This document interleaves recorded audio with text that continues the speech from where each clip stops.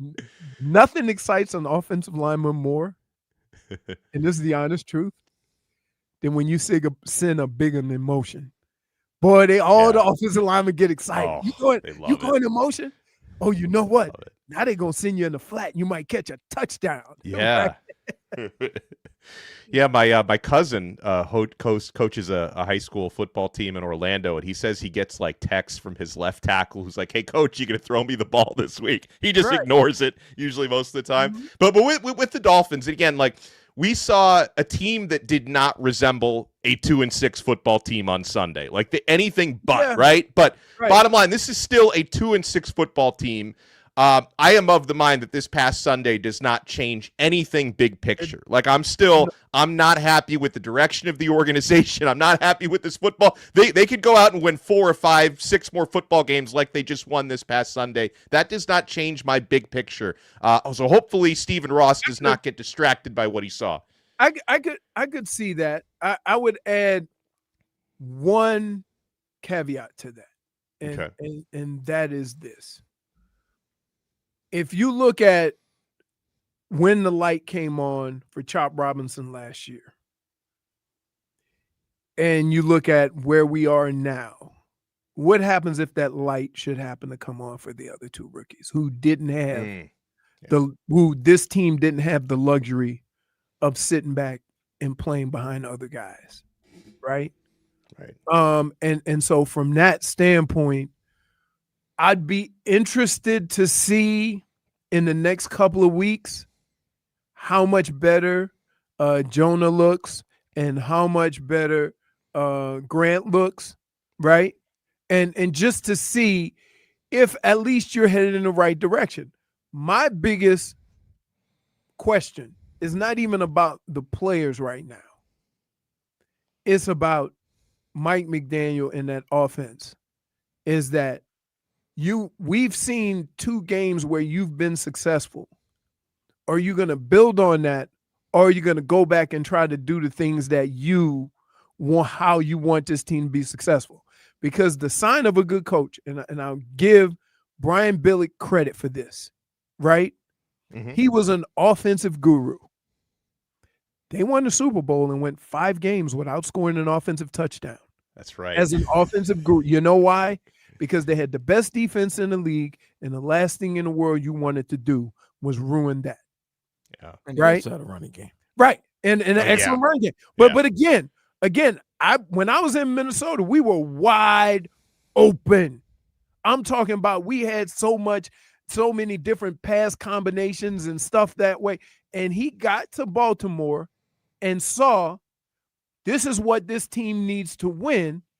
And he's just stuck with that and didn't have the ego to where I have to be. And I'm just curious, right? Now that we've all seen this team have some success in 2 games, basically the same type of way, that is Mike McDaniel, even though he wants to be that guy, is he going to say, this is what this team needs to do to win?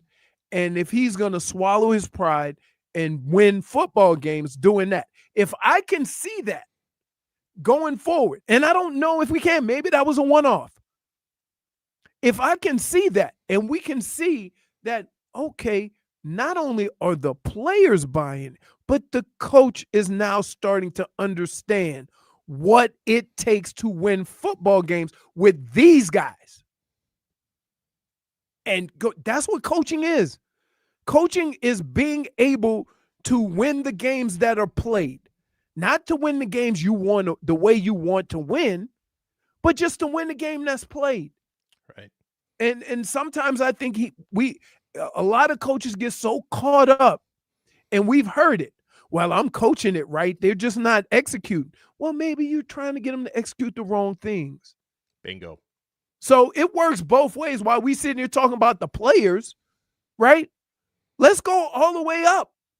Let's say, hey, Mike, you've had success doing this.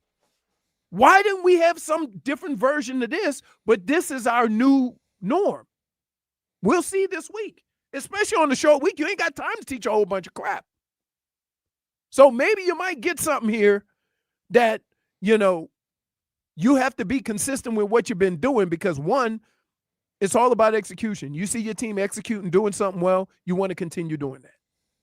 All right, wrapping up the headlines here before we get into weather, which I know Leroy's going to need to help me with because he is the master meteorologist.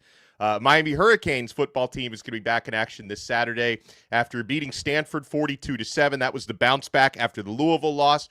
Hurricanes are traveling to SMU. And SMU, Leroy, is like Miami West because they have a bunch of former Miami players on their team. I'm not sure if running back Chris Johnson is going to play. He's banged up. Receiver Romello Brinson. The head coach was the old offensive coordinator.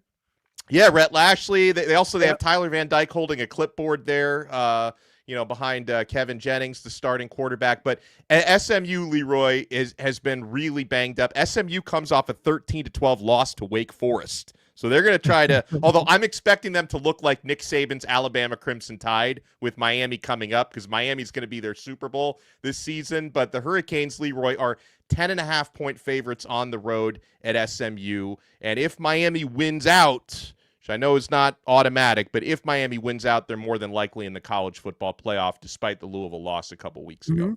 Yeah, they can look. Here's what helps Miami. You control your own destiny. You win the rest of your games. You might not even play in the ACC championship game. Right. Right. That being said, you know they want to put Notre Dame in. Oh, yeah. And if you put Notre Dame in, you better put Miami in. Yeah. Simple as that. And that's the way that's going to go. Notre Dame, despite they've got 2 losses and one of them was to Miami, they're only 2 spots behind Miami in the rankings. So they are desperately going to want to put Notre Dame in. All right, let's get to our weather report, which is sponsored by Chill Zone AC, featuring reliable Ruud AC systems. Make your AC great again. Visit chillzoneac.com. Leroy, even though I'm looking at a detailed forecast on my weather app, I do not trust the weather app. I only trust Leroy Horde. Throw it out. First of all, let's start off by saying this. To all the people affected by Hurricane Melissa, oh my God, all our prayers are with you. Yeah. It looks brutal. And I hope that you get the necessary help that you need as soon as possible. Part of the problem is it's hard to get help with the storm still there. That's right. And that thing isn't moving. And it's that's just like it's hanging there. It's like between Jamaica. It's going very slow, correct? Right. And so what I would say is hang in there if at any point you can get help to them, please do. That's like, listen, I've been through that with Katrina and my family.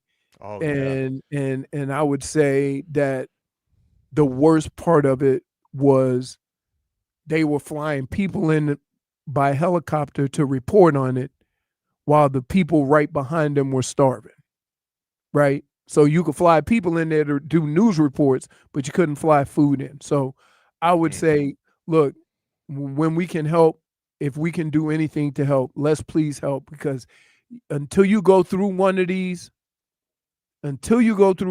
you have no idea what these people are experiencing.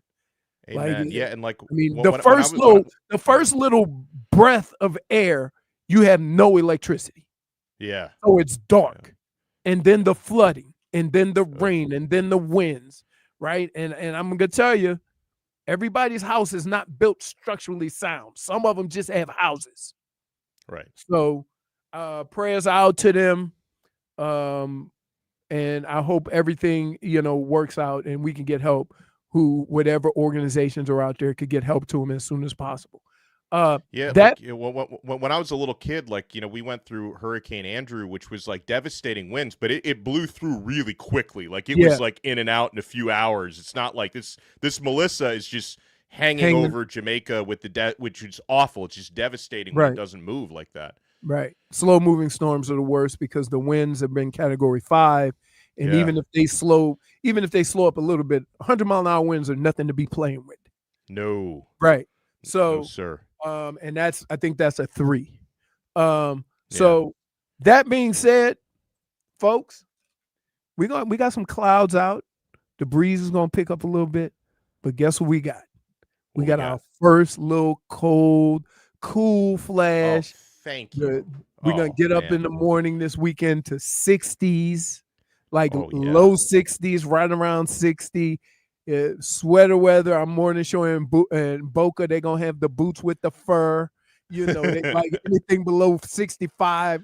They got their minx coats and stuff like that. I don't know. Like, in Boca. They don't play. They don't play. When? They're fully dressed for winter in Boca. Guaranteed. Yeah. Guaranteed. Yeah. Hold on. Let me take a look outside, though. Well, and I hope the cool continues into Friday because I'm going to be taking my son trick-or-treating for like 3 hours. It's going to be cool. Yeah, it's going to be 79 and 80 degrees, man. When? The highs are still going to be. Yeah, the high today is 80. I also said when you get up in the morning this weekend, it's going to be low 60s. I didn't give my high forecast, Vlad. Pay attention. Okay. You got to give the high. Let's continue to the WindowPlex. Give the high. Because by the time we get to the high, I'm at home watching TV. Right. All right. He's opening the window, so he's taking this very seriously.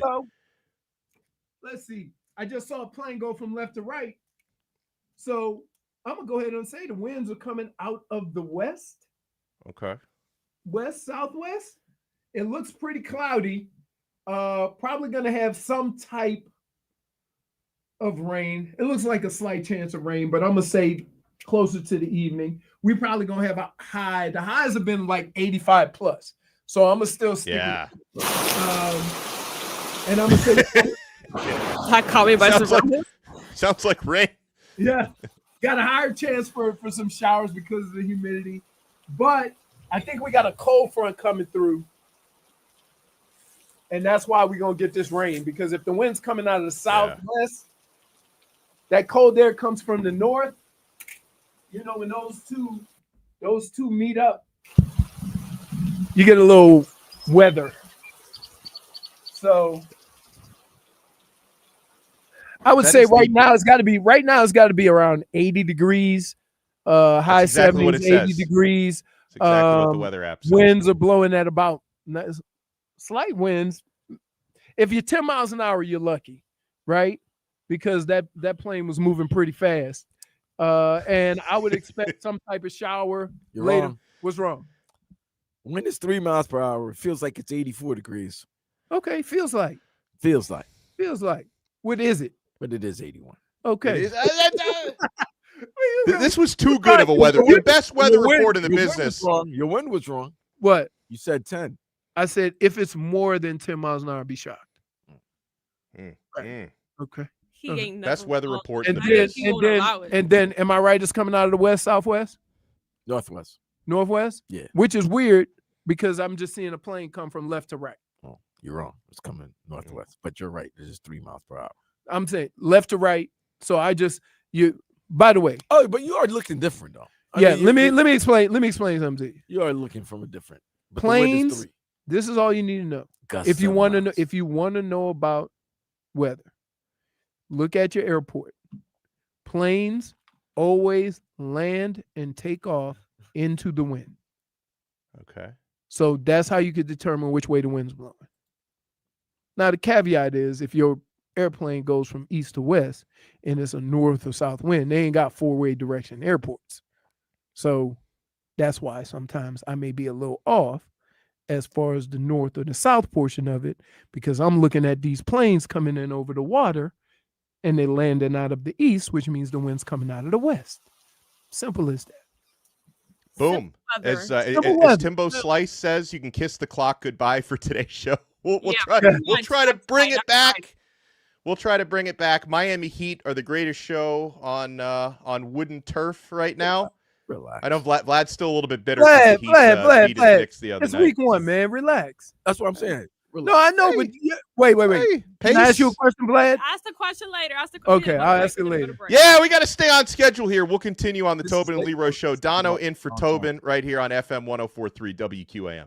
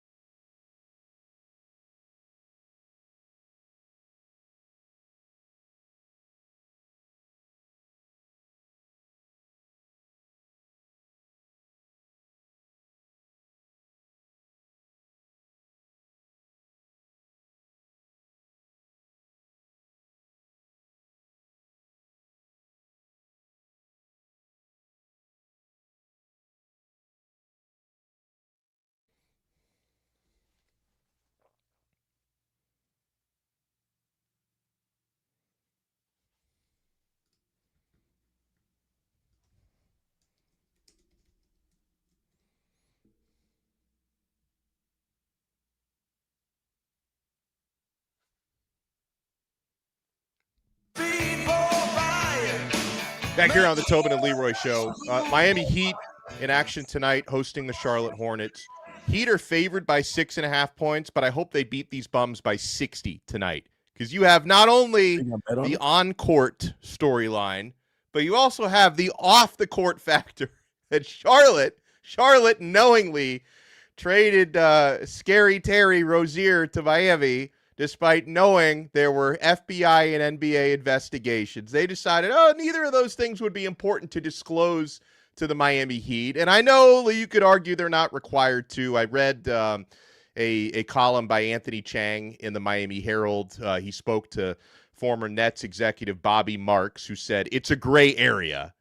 He said, as part of NBA trade calls, teams are required to disclose medical information that would prevent a player from playing basketball. There's nowhere in the NBA operations manual, at least I haven't found it, where it says that the NBA is obligated to disclose information that a player has been investigated or is currently being investigated. But the bottom line, Leroy, is Charlotte knowingly sent a lemon to Miami, and I'm hoping for retribution in the form of getting that first-round draft pick back, but the first retribution needs to be beat those bums by 60 tonight. The problem is not even that you traded for a guy that the other team may have known was going through some stuff, right? And they didn't disclose it. The problem is you paid a premium price, right? If you had got it on a bargain, right, it seems like they should have sent you a first rounder to take this heat off of them. Oh, seriously? That's a great point. Right? They should have. But instead, they talked you into giving up a first rounder for the lemon. They finessed us is what they did. Oh, the Godfather got finessed. Yeah. He got finessed. But he didn't know that there was an FBI probe and that this dude's a degenerate. Like, the Godfather didn't know that. If anybody would know if there's some that is going on, it would be the Godfather. Yeah. So he's slipping. I don't know. That. I think sometimes in life, what you want and need takes precedent over, the other stuff. So if you didn't really need a point guard, right, you would have kicked the tires on that a little bit more and kind of reviewed a little bit more. But you were in such a need for a point guard.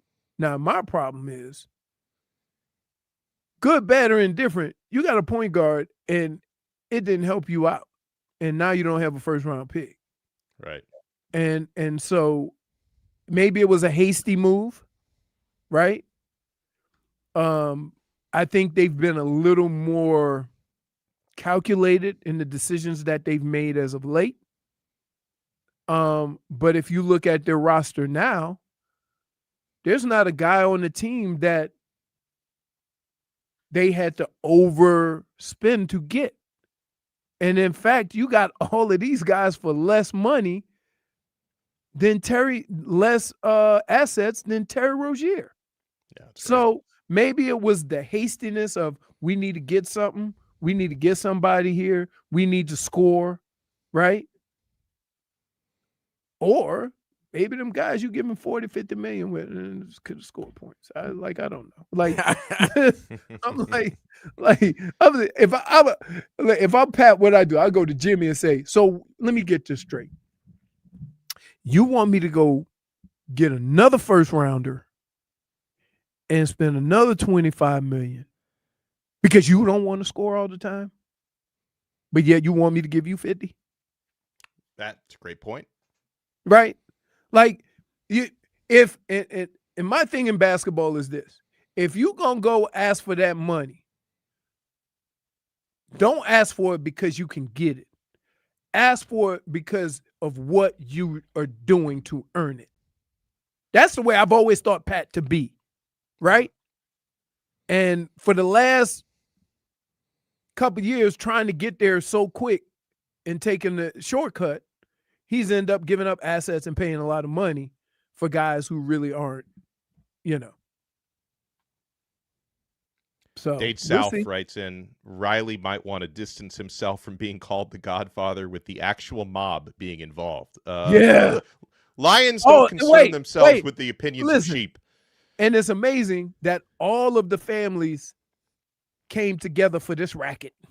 Yeah, this must have been a big one. I'm an expert on The Sopranos, and I also have Italian heritage, but nothing to do with that mob, which is, the mafia doesn't really exist. It's all made up, folks, of course. But as an expert on The Sopranos and The Godfather, if you're going to bring multiple families together on a racket, it's a big one. Like, it's a good one when they're joining forces and they can all profit from it. It must be a lot of money. It's not just one family with a little side job.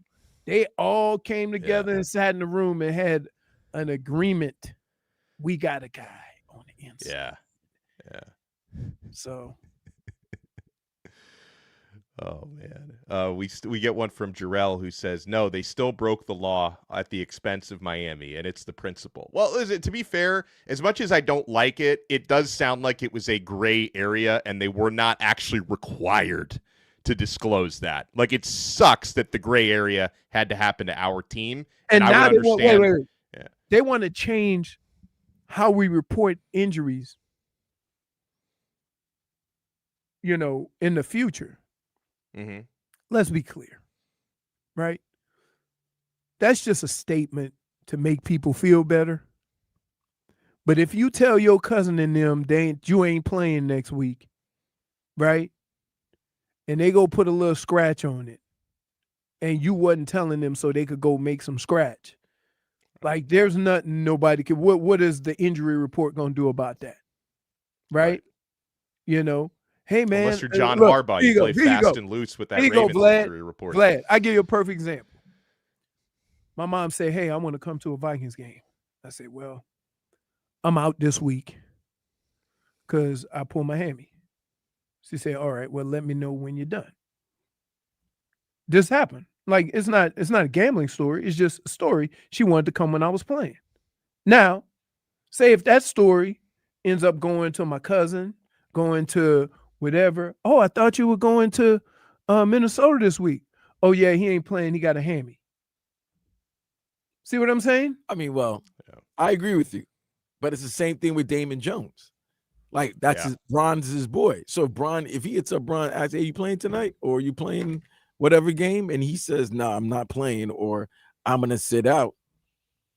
I mean, that's knowledge that he knows. Right. But again, it's the what I'm saying is to come up with different injury rules don't make up for that's just honest, like, just chatter. Right. Because like we go on the Hard Rock Bet and we look at, sometimes you'll see a player's prop and then you're like, oh, okay. I don't know.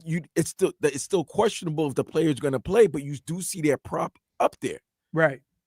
So say that you like, oh, I don't know if this player is going to play, and you do bet on the player playing and the player doesn't play. Yeah, you get your bet back or whatever, but it's going to be very difficult for you. What if I would have told my mom, come on, I'm going to try to go, but I'm nursing a hammy right now. Right. If you tell your mom you're a game time decision. Right. And it might be the only opportunity that she's going to come see you. She's going to come see you. But if she lets people know, that's the thing. Right. Hey, now I'm caught up in a racket. Right. Because now she goes, right. Right. Because now she goes, somebody asks, hey, is Leroy playing? And then she goes, I don't know. His hamstring is bothering him. I don't know. He's a game time decision. So how the hell you going to fix that? Because some of it is honest. My mom don't know nothing about no gambling. She just wanted to come see her baby play football. And she was getting right. She was getting somebody to bring her to the airport. She was getting somebody to, pick her up when she get back in. And so she's telling stuff. Hell, right? She could be telling the cab driver. Right. Yeah. And the cab driver's and you don't know who he's going to tell. And I legitimately, I have seen and heard of injury rumors starting that way that turn out to be true and more accurate than injury reports, because someone in the family or friend tells a couple people, they tell a couple people, they tell a couple hundred people. Like, I've seen this happen time and time again. You can never stop that from happening in sports. And it all starts off like with no malice or no scheme, So like, now here's what happens. Terry get caught up in something because he told his boys, right? But it's kind of the way what he said, or evidently what's being reported is how he said it led them to believe that that option was out there, right? If I tell my mom the same story, she ain't thinking that, oh, there's an opportunity for me to make a little side money, right? But you tell one of your boys, right, and then they bring the winnings back to your house, how can you not look like you were involved? Yeah, right. This is all allegedly, so we not gonna pass. But I'm basically just telling you, like, the NBA saying we got new rules about injury reports, right, or how we gonna report them. They ain't gonna do nothing. They ain't gonna do nothing. You want to fix it? You want to fix it? Let me tell you what you do. Get $1 billions back to gambling. Oh, that's never going to happen. Exactly. Oh, you just saying something. You just saying something to make people feel better. Yeah. But you still, when they send that check, the other thing people don't realize is it behooves the online gambling community, as far as the companies, to report this behavior. Yeah, sure. And so when they have anomalies in betting, they report it to the NBA. So it's something that can, that really can't happen, or is hard for it to happen. But even like people talk about the billions of advertising dollars that gambling companies give to these leagues. Even if that wasn't happening, it's not stopping people from gambling. Like these, I guess the irregularities wouldn't be as visible, but they would still happen, right? Like gambling is going to happen regardless of whether or not these companies are advertising on NFL and NBA games. We'll wrap up the 10 o'clock hour when we come back. You got Heat Hornets tonight. Florida Panthers are back in action tonight. This baseball game. Oh, yeah, we do. Woo! Keep it locked right here. Donno in for Tobin. We got Leroy. We got Vlad. We got JFig with us on 104.3 WQAM.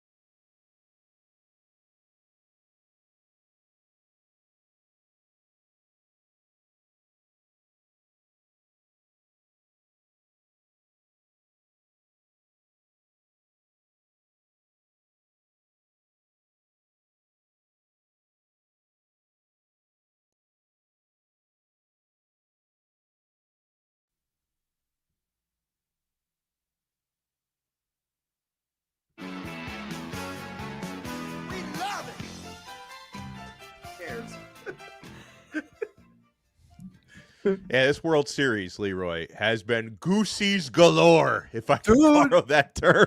Can I just tell you, I've been fortunate to see some of the greatest things in my lifetime, right? From I was alive when Hank Aaron broke the home run record. Mm-hmm. Muhammad Ali. I got to see Muhammad Ali box. Mike Tyson, Tiger Woods, Jack Nicklaus. When you talk about the Steelers and the Cowboys, right? You talk about the Bulls. You talk about the Lakers. Okay. You talk about New England and Kansas City and you talk about the big three and the Warriors and the U, right? You talk about all these things. And I'm going to tell you right now, we have never in our lifetime seen a human being in any sport. Nah, stop it, Leroy. Do Leroy. Name them. Okay, go. Tiger Slam. Okay, Ohtani. But here's the deal. I'm with Leroy on this. Shohei Ohtani is a phenomenon. It would be the equivalent to somebody winning offensive player of the year and defensive player of the year. And I get Tiger. Tiger is the greatest golfer I've ever seen as far as wins and how he went about doing his business. But it's only one thing. It's golf and it's hard and he's the best and whatever. But I'm talking about a guy. It would be if LT ran for 2,000 yards. Look, and this is no way taken away from Ohtani. Ohtani's a once in a lifetime player. I get that. Okay. Yep. But as good as he's a good pitcher. He's a good pitcher. What he did in the NLCS, that's unbelievable. I like to see what he does today. So wait. Didn't he win a Cy Young? No. He didn't win a Cy Young? No. That man's always hurt when he missed a year because he couldn't pitch. He won MVPs. He won MVPs. Yeah, MVPs. But it's not like you won MVP and Cy Young. Okay. Like what he does is great, but he could get rocked tonight. Yes. On the mound. You know what I'm saying? But as of right now, in 3 games, did he pitch the first game of the World Series? No. That was the NLDS. The championship series. He pitched game 4 of the NLCS. Okay. Yeah. 3 home runs and 10 strikeouts. Give me the equivalent to that. Insane. In a 4 extra base hits, 2 home runs last night. Tied a World Series record last night. He's insane. That's what I'm saying. In any sport, give me the equivalent to a Babe guy Ruth, in baseball, but he did it like 100 years ago. 3 home runs. I got you. And that's what I'm getting I got you. Go. Beating everybody in a major by like 12 strokes. Yep. He put it this way. Yeah. Put it this way. When Ernie Els is like 15 strokes behind you and he's in second place. Here's the craziest thing. Equivalent. Here's the craziest thing about the Tiger Slam. The craziest part of the Tiger Slam. If not for Tiger, Ernie Els would have won the Slam. Because Ernie Els was second in all of them.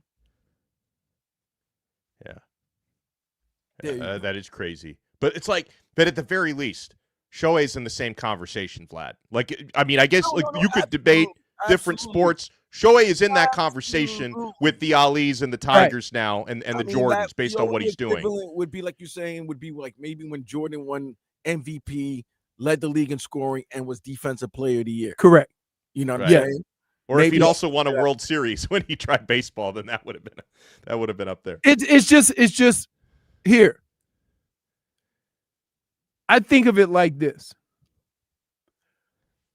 I've never seen anybody win a Tiger Slam, right? Or a Grand Slam. Nobody had ever done it while I was alive, right? The only thing that is won is the career Grand Slam, right? And there's only 6 guys to do that. 7 now that Rory's done it. But how many lifetimes I have to go through to see a guy hit 3 home runs and have 10 strikeouts? And keep in mind, wasn't playing only against old white guys. And he wasn't doing it on hot dogs and beer like Babe Right. Ruth was 100 years ago. Right. Damn, You see what I'm saying? Damn, I hating on the Babe, man. We ain't on the Babe. Look, the Babe had his moment. Like I'm just saying. Like, So what? There wasn't, color TV or color pictures right Hey, there. listen, Or color players. the Babe, I'm sure Hey, was there wasn't incredible. color nothing. There was Yeah, a color TV. Like I've seen the black and white clips and everything, but you didn't have the same level of athlete back then. Wait, Like it's you just seen the it's black not and the white- same. The Wait a black. minute, You you had the telling me- black and white TVs with no blacks. You telling me Jimmy Scallum from Poughkeepsie? Yeah. Hey, can you trust how great somebody was when they all had summer jobs at the mill in the summer? Exactly, yeah. They're working at the brewery like after baseball, after their game. Oh, I gotta go bottle some old Milwaukee. You played 4 hours of professional football, and you got to go home, take a shower, and get back to the bar or the tavern because you got to. Right. Yeah. So So it was back then. So yeah, that like, and I'm gonna be honest with you. I thought when I got up this morning, that game was gonna still be going on. Oh, 18 freaking innings. So You got double the baseball last this night. is why I'm upset, Why are you upset? because I've been part of this already.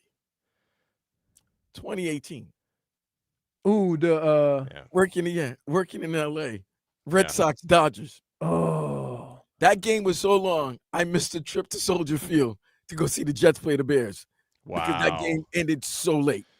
Wow. So last night was just up to this morning was just like oh my God, this is part 2. So mind you, the Dodgers won that game in 2018 but lost the series. man. So that might be a precursor, but great game. I don't know. Everybody saying it's the greatest game of all. time. No. I don't know. People It are prisoner at the wasn't. moment. It's up there. It's here. Here's what happens. In sports, you have intense moments, right? Like when a basketball game or a football game goes into overtime, and it's not even as bad every time in football because everybody gets the ball, right? But in baseball, depending on whether it's the top or the bottom of the inning, like that could be it. And so the intensity of it all there for another 9 innings, Yeah. right? When a base runner, just the intensity of watching it when one swing and it could be over. Now I'm just trying to figure out, right? There ain't a sport that I've ever done in my life where I had to get up every hour to go swing a bat, right? So the fact that he was that tuned in after 6 hours and 30 minutes. Oh, it's crazy. The game That's didn't end until crazy. 2:50 in the morning. Like, yeah, Right. the only reason why I can't say it was the greatest game ever is because I didn't stay up for the whole thing. So how can I say that when I didn't watch all of it? Because you didn't know if there were intense moments like during the course of that 9 innings. Right. I'm curious to know this.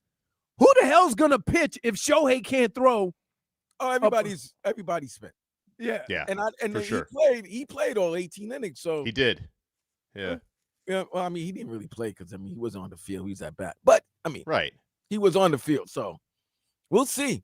I like to see how both managers are gonna utilize their bullpen.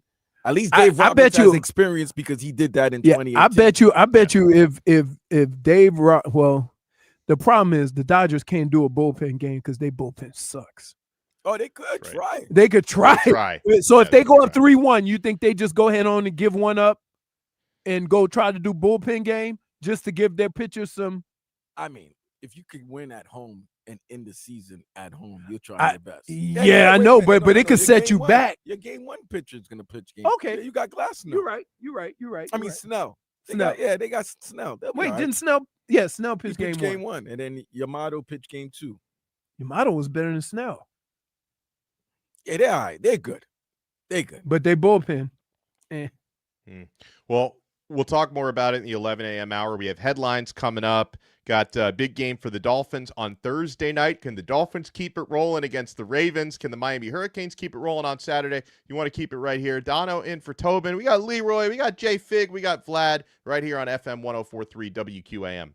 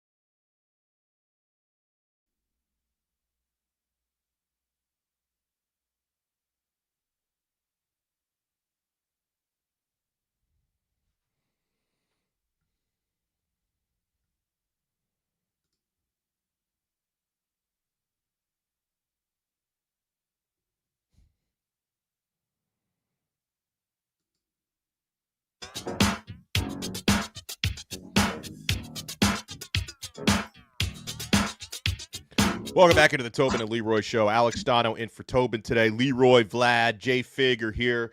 Time for some headlines brought to you by Doral Kia, home of the Pricito, our lowest price. Visit us at Doral Kia or at doralkia.com. Went till nearly 3 in the morning last night or this morning. I mean, when Leroy woke up, the game was still going on, but the Dodgers get a walk-off from Freddie Freeman. After like 6 hours and 39 minutes, they take game 3 of the World Series to take a 2-1 lead against Toronto. We got local action, Leroy, throughout the evening tonight, 7 o'clock. Mm-hmm. Florida Panthers hosting the Anaheim Ducks, and the Miami Heat at 7:30. Try the winner. If the Heat win, they get their first-round pick back. Can we put that stipulation out there for the NBA tonight when they take on the Hornets? I don't think you want to do anything with stipulations anymore. That's a kind of type of gambling. So you want to remedy a situation by gambling on it? That's not a good look. I mean, that's right. Gambling got you into this mess in the first place. Yeah, not your gambling, somebody else's gambling allegedly. Right. But yeah, I don't know what, and everybody's saying technically they don't have to. The problem is not with the injury report. The problem is with the fact that they didn't have to disclose all of that information to the Heat. That is the bigger issue.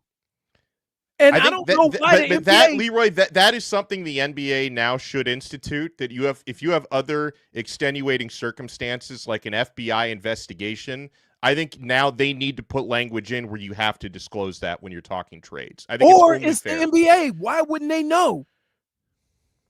Well, did they not know? The NBA did their own investigation. So the NBA did an investigation. They proved nothing. So you know what should have happened? That the NBA should have stood behind that trade and said, if we are wrong and we cleared it and made this trade possible, we can reverse it. Right. Or give you a pick because we screwed you. Yeah. If they told the Heat everything was cool, he's cleared, and he wasn't, because evidently this investigation had been going on for years. Well, I don't even think they told the Heat he was cleared. They just didn't tell them there was even an investigation in the first place. Oh yeah. Like, in their minds, because we cleared him, we don't even have to tell the Heat that we investigated and cleared him. Right. So I think that's a problem. Elsewhere, Miami Dolphins, Leroy, are, I believe, 7.5-point underdogs at home this weekend. Not this weekend, on Thursday night against the Baltimore Ravens. We expect Lamar Jackson to be back, although you talk about playing fast and loose with the injury report. That was an issue that the NFL is looking into after Lamar Jackson was not available on Sunday, but is probably going to be available on Thursday night. Now, keep in mind, that team had one win when Lamar was playing, but obviously he gives them a better chance to win than Tyler Huntley does. Let's do it this way. Let's keep it real, right? We talk about what the Dolphins. We've talked about the Dolphins and the things that they did well and the things that they've struggled with all year because they're the local team. Yeah. But let's not sit here and act like Lamar's back. They gonna all of a sudden be good because their defense has been a sieve. Wait a minute now. Their defense has been a sieve up until the last 2 games. They starting to get their guys back. Roquan Smith came back. Marlon Humphrey's back. Hamilton, Kyle Hamilton is back, and they just got a safety, so now he could play that. Until this happened to them last year as well. Their defense was a sieve, and then all of a sudden they started playing better towards the second half of the season. Right. But, all right. No, listen. Here's what I will say. I will say Baltimore is still Baltimore. Right? And that some kind of way, when we get to the end of the year, they're going to be in the mix some kind of way. It's the same way I feel about Pittsburgh every year. Mm-hmm. I'm going to say the same thing about Baltimore. It's just how they do business.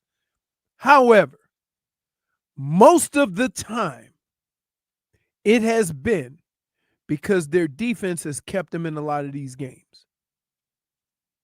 And seeing this defense through the first 8 games is not something that I'm used to seeing out of Baltimore, and that's something that's different.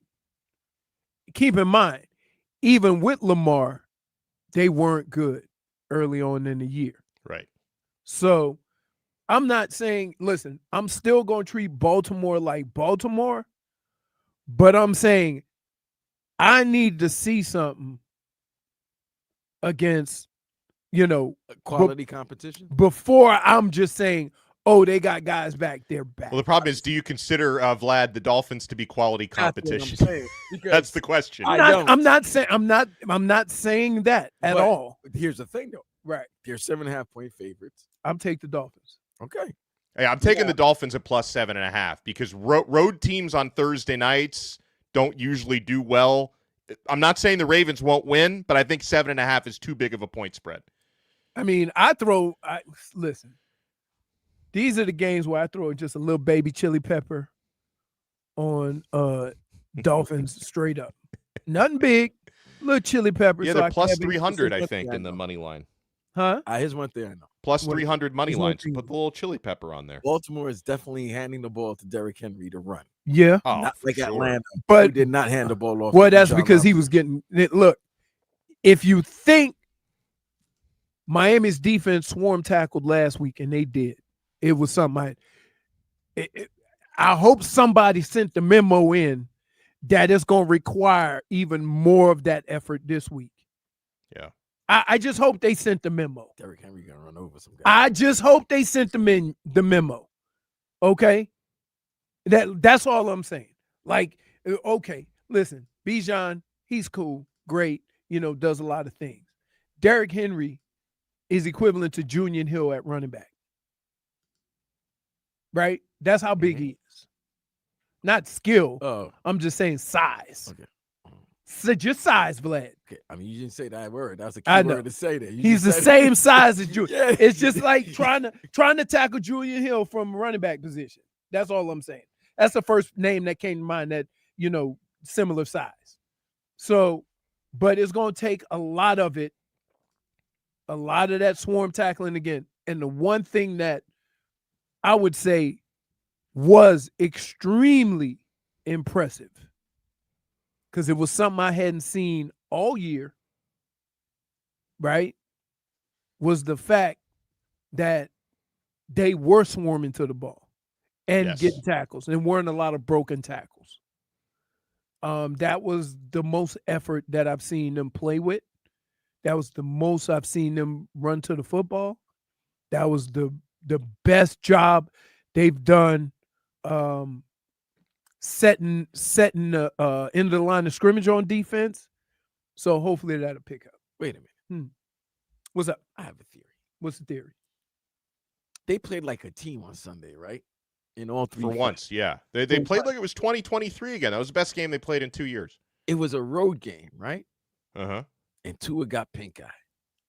He needs to have pink eye every game. Where can you go on the road, especially a city like Atlanta, and get the pink eye and have a team bonding experience? He's a family man. Watch your mouth, Vlad. Hold on.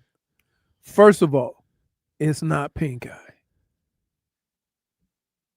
Because pink eye is contagious. Well, yeah. And if he would have got pink eye the night before the game, he would not have played. Well, they called it pink eye, so we're saying. I don't know. That's why he only got sacked once. The Falcons didn't want to get too close.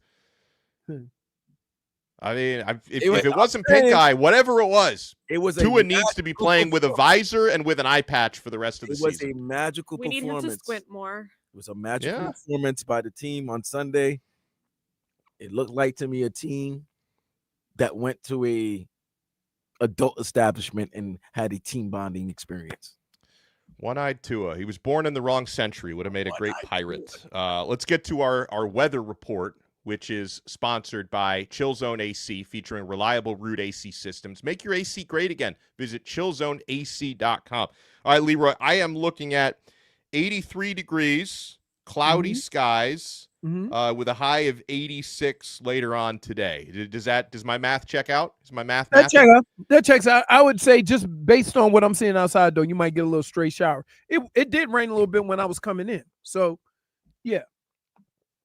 Yeah, we're looking. There is a 40% chance of rain at times today, so I think you're spot on with that. Meanwhile, we'll talk when we come back. Miami Hurricanes have a road trip coming up on Saturday. Miami needs to win out. More than likely, need to win out to get to the college football playoff. Hurricanes are favored by 10.5 points in Dallas against SMU. We'll talk about it next right here. Tobin and Leroy show. Donno in for Tobin on 104.3 WQAM.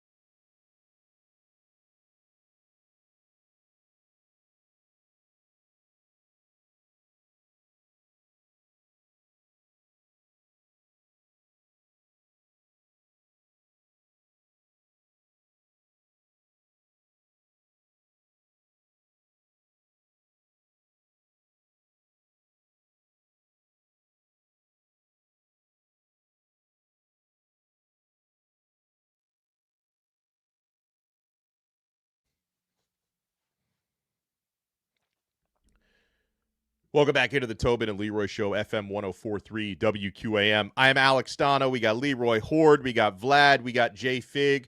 Miami Hurricanes take on SMU this Saturday. So, Leroy, Carson Beck just spoke to the media a few minutes ago. So, pulling up some of the quotes here. He talked about SMU's defense. Now, SMU's defense, it's kind of like you can cherry pick some stats that make them look incredible. You can cherry pick other stats that make them look awful. When you're playing them, you pick the stats that make them look good. You're never going to go out on the podium. No, of course. Carson Beck basically said these are the 85 Bears that we're going up against. Is basically what he said. But so if you look at on one number, Leroy, SMU is 134th in the country against the pass out of 134 teams. They give up about 305 passing yards per game. Now, on the other hand, SMU has been elite when it comes to forcing takeaways. They've got 12 interceptions on the year and 8 fumble recoveries, which is a lot. So here's what Carson Beck said. They do a really good job. In my opinion, it's one of the best defenses in the country and definitely one of the best defenses in the nation if you look at it from turnovers and their defensive line. He also said, and you can comment on this, Leroy, when teams play zone coverage is more of their base, they're going to get more interceptions. That's the name of the game. More eyes on the quarterback. You have to be extremely accurate, on time, and try not to force things. So I guess that's why SMU has 12 INTs already. On no, I would say it's too. There's some of that. Yeah. Right. The fumbles part of it is the part I would concentrate on, not the picks. Yeah. Because when you're the worst in the country at passing, a lot of these coaches are throwing the ball all over the lot, so you have more opportunities to get picks. So let's just say a good point. A team that normally throws it 20 times a game and runs it 30 times a game, now they're throwing it 35 times a game and only running it 15 times, right? And you get more opportunities for picks and things like that, and sacks and strip fumbles, because you're putting yourself there because you've seen the stats that say they are terrible at pass defense. So that's how you kind of look at that. I would still say for Miami, it's going to be run and play action. Yes. Okay. Gotta be. So you want to change the eyes of that defense. You want to make them looking in the wrong places, ram the ball down their throat, right? And then they come up and they're looking for that running back to get the ball, and then boom, play action. You get them that way. Now, that's the other thing. What part of this is play action and what part of this is just shotgun throwing the football? Because if you're a team that gives up 305 yards, but it's all because you're trying so hard to stop the run and you get hit with a bunch of big plays and play action.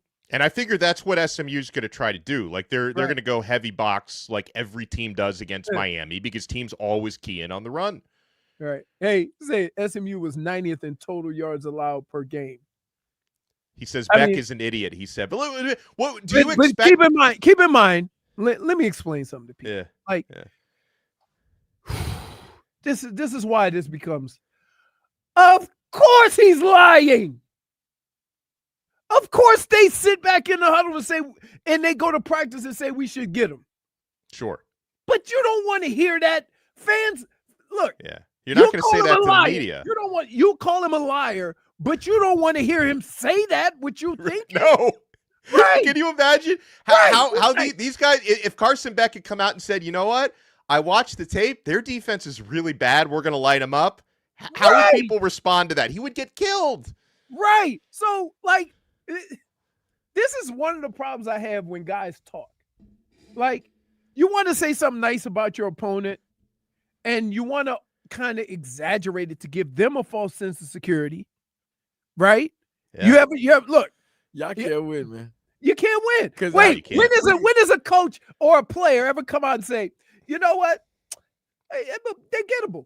We got them. We got it. Like, if we're ripping Tua for being too forthcoming, right? Ripping Beck for being too much of an athlete, too much of a player. You're not going to disrespect the other team. Right. 98% of the times, you're not going to disrespect the other team. I'm pretty sure he said Bethune-Cookman has one of the best defenses in the country before we play. Right. Do you not understand? Wait, For you guys who've been around sports enough, right, and listen to athletes enough, do you not get it? Every week you playing against the Super Bowl champs because you don't want to give them nothing. Like, could you imagine Carson Beck say, look, Yeah. we should be able to run the hell out of it because they are a sieve on defense. What if he went and said that? Yeah. Right? I mean, listen, yeah. wait a minute. They were a 30-point favorite against Stanford. Yeah. And you would have never known it. You thought it was a toss-up listening to them talk last week. That's what they do. Yeah. That's what they do. So, look, we can do it, right? We can do it. We'll like, but again, sometimes the numbers get skewed because you might play a team that only passes the ball and doesn't run it, so it makes your run numbers look good. Right, and their run numbers are better. Bad. They're in like the 30s or 40s against the run, and in the 130s against the pass. Right. So from that standpoint, and then again, you're putting yourself in harm's way. Listen, I was always told when you pass the ball, only 3 things can happen, and 2 of them aren't good. Yeah. So when you open yourself up to it, thinking, "Oh, we should be able to do it. Malachi Tony should have himself a day." And you open yourself up to that and then strip sack fumble, right? So you have to still stick with your game plan. I'm more than sure that they're going out of their way. And here's what, if I'm SMU, here's what I'm saying. The only chance we have to win, if you're SMU, is to stop the run and be definitive with that. And force Carson Beck to drop back 40 times. That's how Louisville won. Louisville stopped the run, and they turned Miami over 4 times. Correct. So, and now if you're Miami, you're saying we have to establish the run so that we can then play action. We don't want to be in a situation where we're just dropping back and throwing the football. Right. We want to still have those options open on every play. And that's how this thing goes. Well, and I want to ask you as a running back, because people have been, in my comments for weeks, just really going after Shannon Dawson, the OC, and Mario Cristobal for not calling enough runs to the outside. And Dawson was asked about it yesterday. He got a little fiery about it, just kind of explaining, the scheme, that they're running the football within their scheme, and that a lot of times, within their running scheme, it's up to the running back to make his read, identify which gap he's going to hit based on the blocking and what the defense is showing him. So a lot of these runs can go inside or outside. And, Dawson basically took the media to school, on the play design being what it is. So your thought on that, Leroy, like, should they be designing more plays to get to the outside, or are things going according to the scheme so far? Let me give you here's the thing about running back.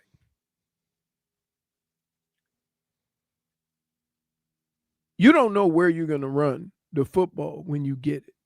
Right.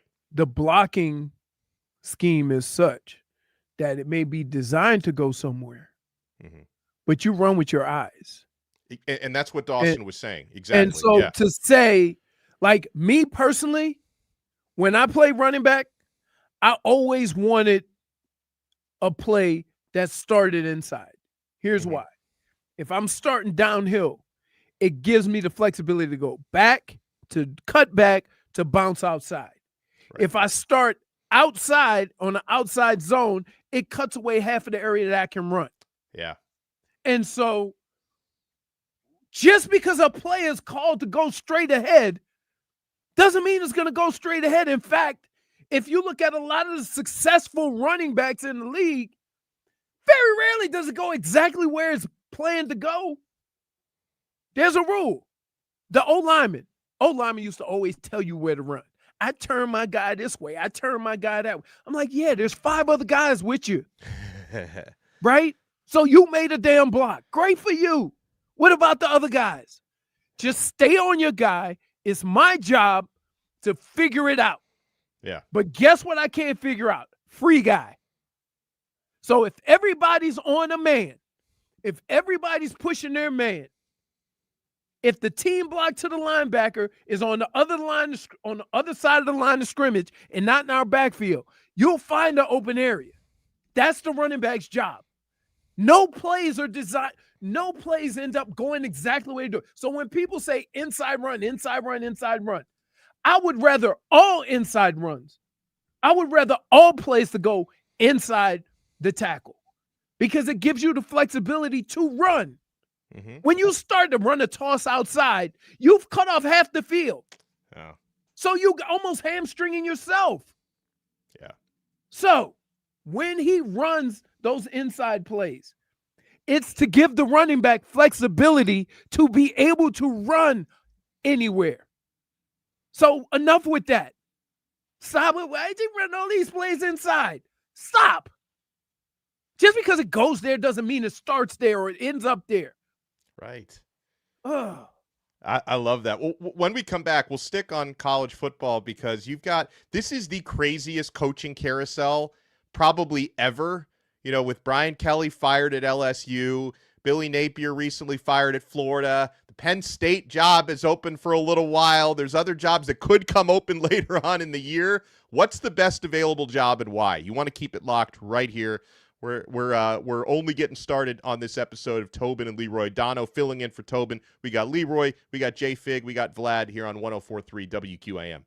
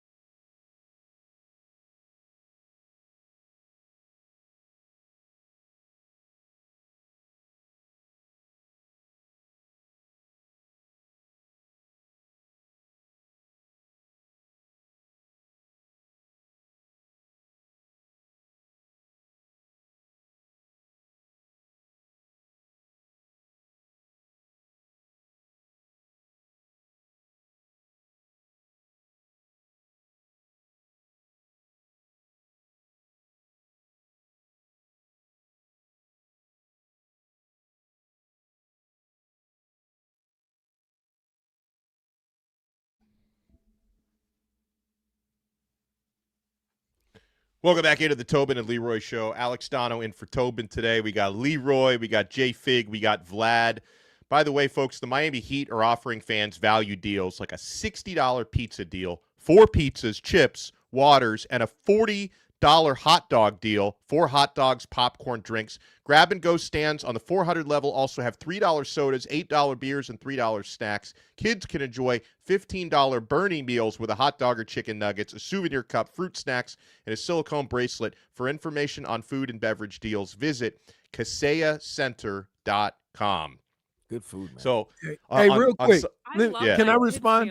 Yeah, can I respond to J Tolls 85 on YouTube? So he said, Leroy, you got on Mike McDaniel about the type of runs he called at the beginning of the year.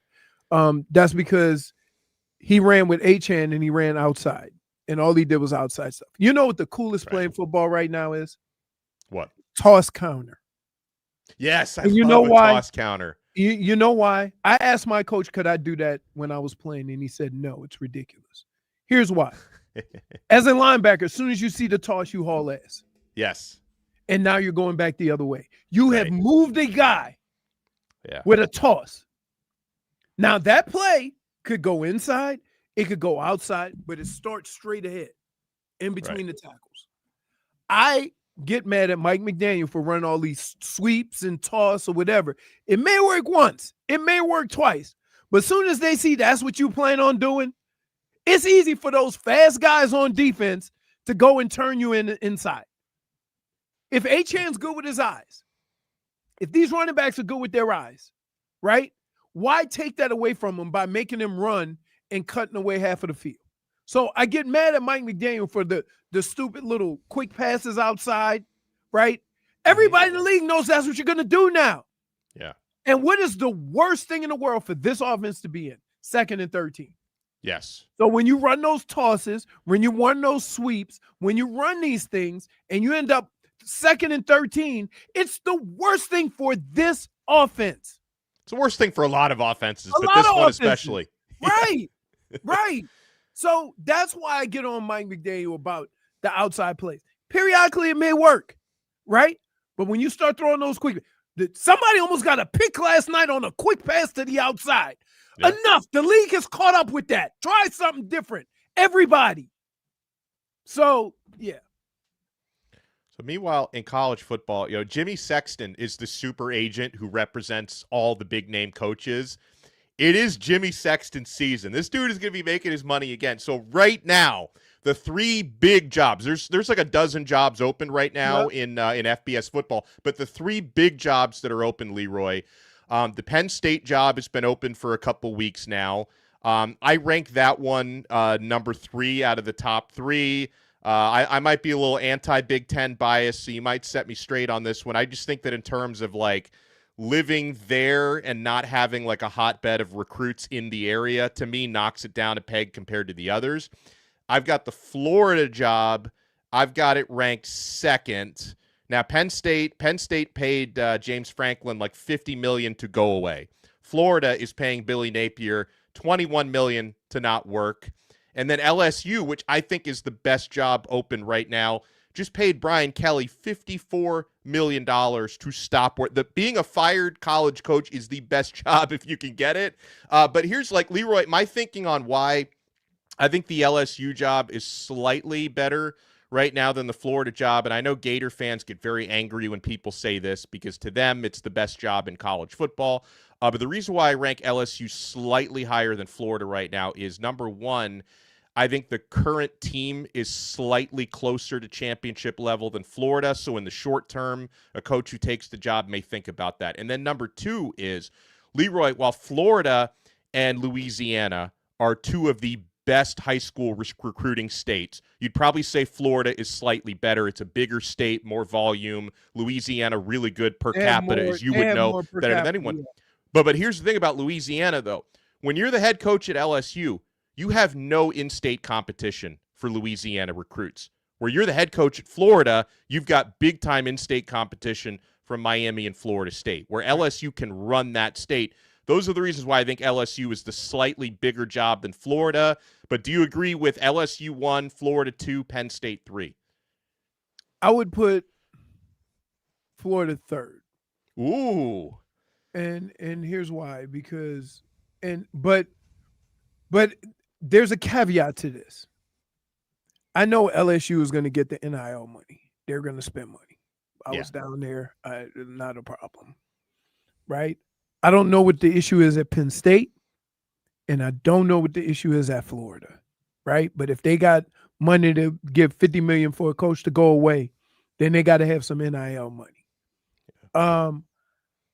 Florida just seems like they have their runs, but they're never like there consistently. Mm-hmm. Right? LSU is always there. Yeah. Like LSU is they've got 3 different national championship winning coaches in the last 20 years, right? Yep. Saban, Les Miles, Coach O. And Coach O. And only one of them ended up coaching somewhere else. Yeah. That's crazy, right? And that's safe. Yeah. I would say Florida is kind of a up and down thing. Like they've had their runs, but there's been a lot of schools like that. I don't think of Florida. When I think of Florida, besides those Tim Tebow moments or the Steve Spurrier, I don't think of, anybody who's come here or they've won with several different coaches in a short period of time because they're getting the talent. I don't look at it that way. Right. Penn State, you're in Pennsylvania, dude. There's talent there in Ohio, Michigan, the Midwest. They're getting talent. I think they should get rid of them damn uniforms and stop using practice jerseys. Maybe you can entice kids to go there a little bit more. Yeah, it's a little bland, right? Those uniforms. And so I would say Penn State, but Florida just like, no, Florida, like, okay, when was the last time Florida, Tim Tebow? Yeah, Tebow. Okay, how long ago was that? How long ago was that? What was it like? Early 2010s, like 2011, 2012. No, before that, dude. No, it had to be 05, 07, like around that time. 09, maybe. Probably because he was in the NFL by 2011. So I think 09 is okay. Date so that's what, 16 years? Yeah. Okay, stop. Okay, think about that. Penn State, whether you think it's a good job or not, every year they're in the top 5. Yeah. So they can fire a coach because they think that coach can get them over the hump. I don't know. 06 to 09. Right? Right. Well, 06 Tebow played, but like that was when they won with Chris Leak one of those years, but Tebow was like the gadget guy, but then straight up Tebow won in 09. Right. So there you go. 09. When you think of LSU, right? When you think of Penn State hasn't won it, but they're there. Right? They're in the Big Ten. Yeah. They're competing. When I say Florida, how many years do you get to say, well, Tim Tebow came here? That was 16 years ago. He won the first championship when he wasn't the quarterback almost 20 years ago. Yeah. You ain't been nothing since. Stop telling me about what Florida has to offer. And you're running up through coaches like you think you should be something more than you are. Yeah. So to be fair, though, they've hired some pretty crappy coaches. Like, you know what? Billy Napier might be who you deserve. Yeah. Because I got to tell you, when you think about Florida football, and you could go up to Georgia, you could go to Louisiana, you're up far enough north where you might be able to dip into those. Oh, yeah, Georgia, right? Louisiana. Georgia, Louisiana. Yeah. Who's leaving their state school to go to Florida? Who's leaving Florida State? Miami. Who's leaving those schools? Hell, USF has had a better showing than Florida recently. So, you might be fourth on the list. So it's either one or two ways you can go about it. Spend a whole bunch of money in NIL or just ride it out till you get one of them coaches that can recruit. Right? Because I love how as of right now, somebody's calling us Miami homers. Now maybe you could say that to me. I've got an actual oil painting of I would say Miami this. players. But you can't say it about Leroy. I would say this, that, and sometimes you guys should listen, okay? Because I said, or get you a coach that can recruit. And I would tell you, you can say what you want about the Miami coach. He can recruit his ass off. Oh my God. Yeah, he can. I think we're going to get another one tonight, by the way. And so from that standpoint, you keep getting the talent here, you going to be competitive. Yes, and sir. so what I say to you is this: who you got to bring in to get people to go past those other 3 schools in the state and come to Florida, who hasn't been relevant since Tim Tebow? I'll tell you on the other side who Gator fans will say. I needed to make JFig smile this hour, so we're going to hit the break on time. Noon hour of Tobin and Leroy coming your way next year on FM 104.3 WQAM.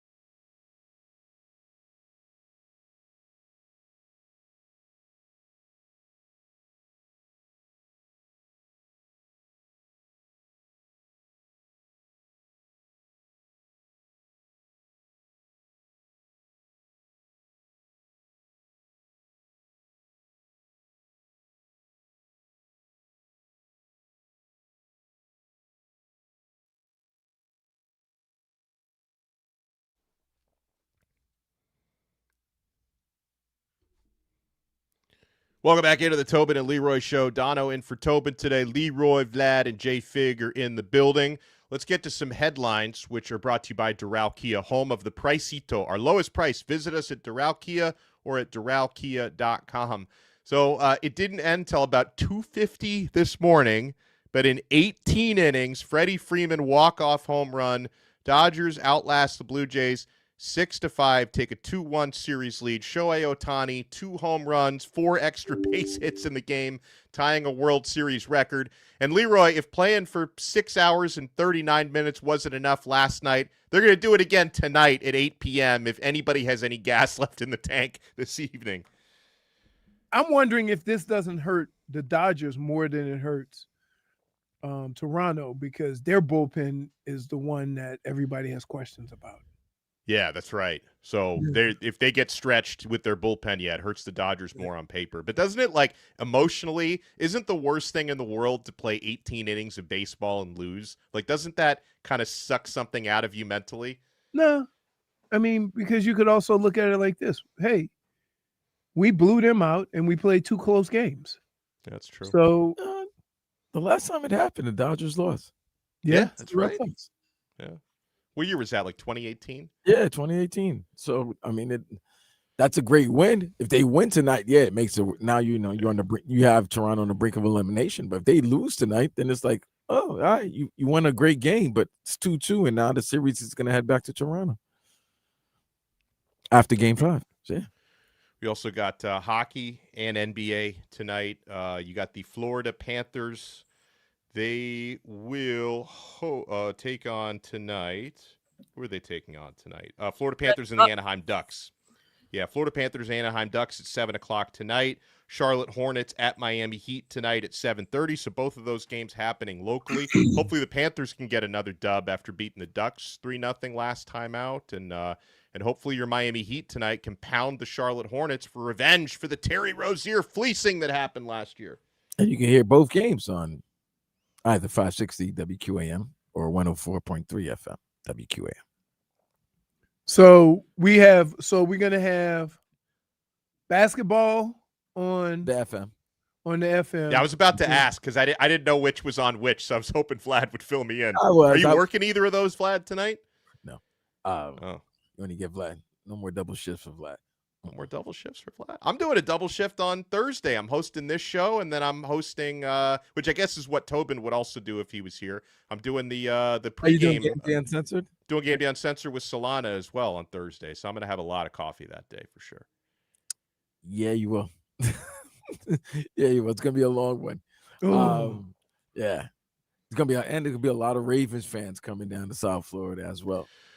Oh, yeah. I've been to a couple games where the Ravens come down, and they get a lot of folks down at our stadium. But I also, I wonder how many of those people are, like, Miami Hurricanes fans who are big, like, Ray Lewis and Ed Reed guys who, like, converted because the Ravens have been really good at times and the Dolphins haven't been good in, like, 25 years. So I wonder. But listen, I am loyal to my Miami Dolphins. And I got to tell you, Leroy, I am so proud of my 7-year-old son, Luca, who he knows nothing good in his football life from the Miami Dolphins. Not really much from the Canes either, but he loved watching Cam Ward last year, and Miami's pretty good now. But he has known nothing good in his entire 7-year life for the Miami Dolphins, and yet he refuses to root for another team. Like, my wife has tried to give him the out, like, hey, if the Dolphins make you so sad on Sundays, maybe you can pick a different team. And he looked at her like she grew a second head. He's like, no. He's like, I'm a Dolphin fan. No, that doesn't make him a fan. Well, no, he resisted the temptation. You tell your wife she is setting a bad tone for the children. You see? You don't switch up. Does it take a toll on ride or die? Ride or die. But he is. But the point is, he is riding and dying. He is not taking the bait. Perfect. Donno, good for him. Ride or die. Donno. Here's the problem. Don't let her do it. Yeah. Think about this. My childhood team never had a winning record until I went to college. We were both brought into this world the same year. Yeah. 1968. Never had a winning record until I went to college. Forget playoffs. Yeah. Forget Super Bowl. Yeah. Never had a winning record. They didn't win the Super Bowl till I was done with football. So you want to talk ride or die? Hey, nobody, come on, man. Sunday. It's true, and but I think the reason why she tried to give him that out was number one, she's not a sports fan. She doesn't understand. She doesn't. But then the other reason was when week 1 against the Colts, it literally made my son cry that game. Like he literally was crying. That's how he becomes a man. Before people started yelling. That's how he becomes a man. Hey, let me tell you something. You just ride it out. You got it. Yeah, and you know what? You have to. When they finally do win, right? And you go, I was ride or die from the beginning. It makes it so much better. Yeah, for sure. Are you telling me that's the best feeling in the world? When listen, my eyes watered up. I ain't cry because I'm a man. My eyes watered up when the Saints won the Super Bowl. Oh, you I cried. bet if the Dolphins ever win a Super Bowl in my lifetime, I will weep like a baby. Here's the thing: all my boys was here. Yeah. So here's what I did, Vlad, for the Super Bowl. The Saints played Indianapolis. Towers of tears. I got 2 tickets, right? Limo outside, right? Car outside. Pull 2 names out of the hat. Y'all go to the game. Oh, wow. Out of how many people? 40. Wow. That's unbelievable. I wasn't going because I refused to go. Last time I saw a Super Bowl from there was when I missed the playoffs, right? When I lost the championship game. Falcons. So I ain't going to watch the Super Bowl. You're superstitious. So am I as well. Not superstitious, just mad. Oh, okay, I got it. So I'm like, yeah, no. So yeah, I never thought, and I felt so good. I couldn't believe that I didn't feel that way when I lost. Leroy, said he cried when you no-showed the offensive football camp. What is that about? I don't know, but here's the deal. I lived in Cleveland, and my other house was in Miami. Why on God's green earth would I sign up for a football camp in Cal? Yeah. Sounds a little nonsensical. He's been saying that for like 2 years now, and I'm still trying to figure out what in the hell. That don't even sound like me. Might have been an early Geno Smith situation. No, dude. No. But your son Donno, he's got to ride it out. He got to ride it out. Nico, no, he is. He knows. He's battle tested. No, and don't have you. I'm sorry. Your don't wife, have the wife doing that, because that's then you know what's gonna happen. Now when he starts playing games, he automatically gets an award, even though his team finished 2-12. And like I also like the thing I've noticed, because I've been around a lot of youth sports the last couple of years, because he's played on multiple different soccer teams. Like the leagues, they try to do that thing where you're like, everybody's a winner, everybody gets a medal. No, but here's the thing: the kids are too smart. Like the kids keep they don't keep score. When 6-year-olds are playing soccer, they don't keep score, but the kids know. And believe me, if you give them a medal for losing a game, they don't want that. Like, so the kids are smarter than the adults who organize these leagues. I can hear the handshake line right now. Right? Hey, good game. We ain't keep score, but you know we beat that ass, right? hey, because guess what? You know, if I'm in that line, we got a winner and a loser. Yeah. I don't care. For sure. No, honestly, like I didn't know this until I became a parent, because I used to criticize like, oh, these people, they do these participate, and they still do them. But now that I have a child and I'm around these kids, I understand they're not happy when they lose. Like as much as the adults try to coddle them, it's called incentive to do better.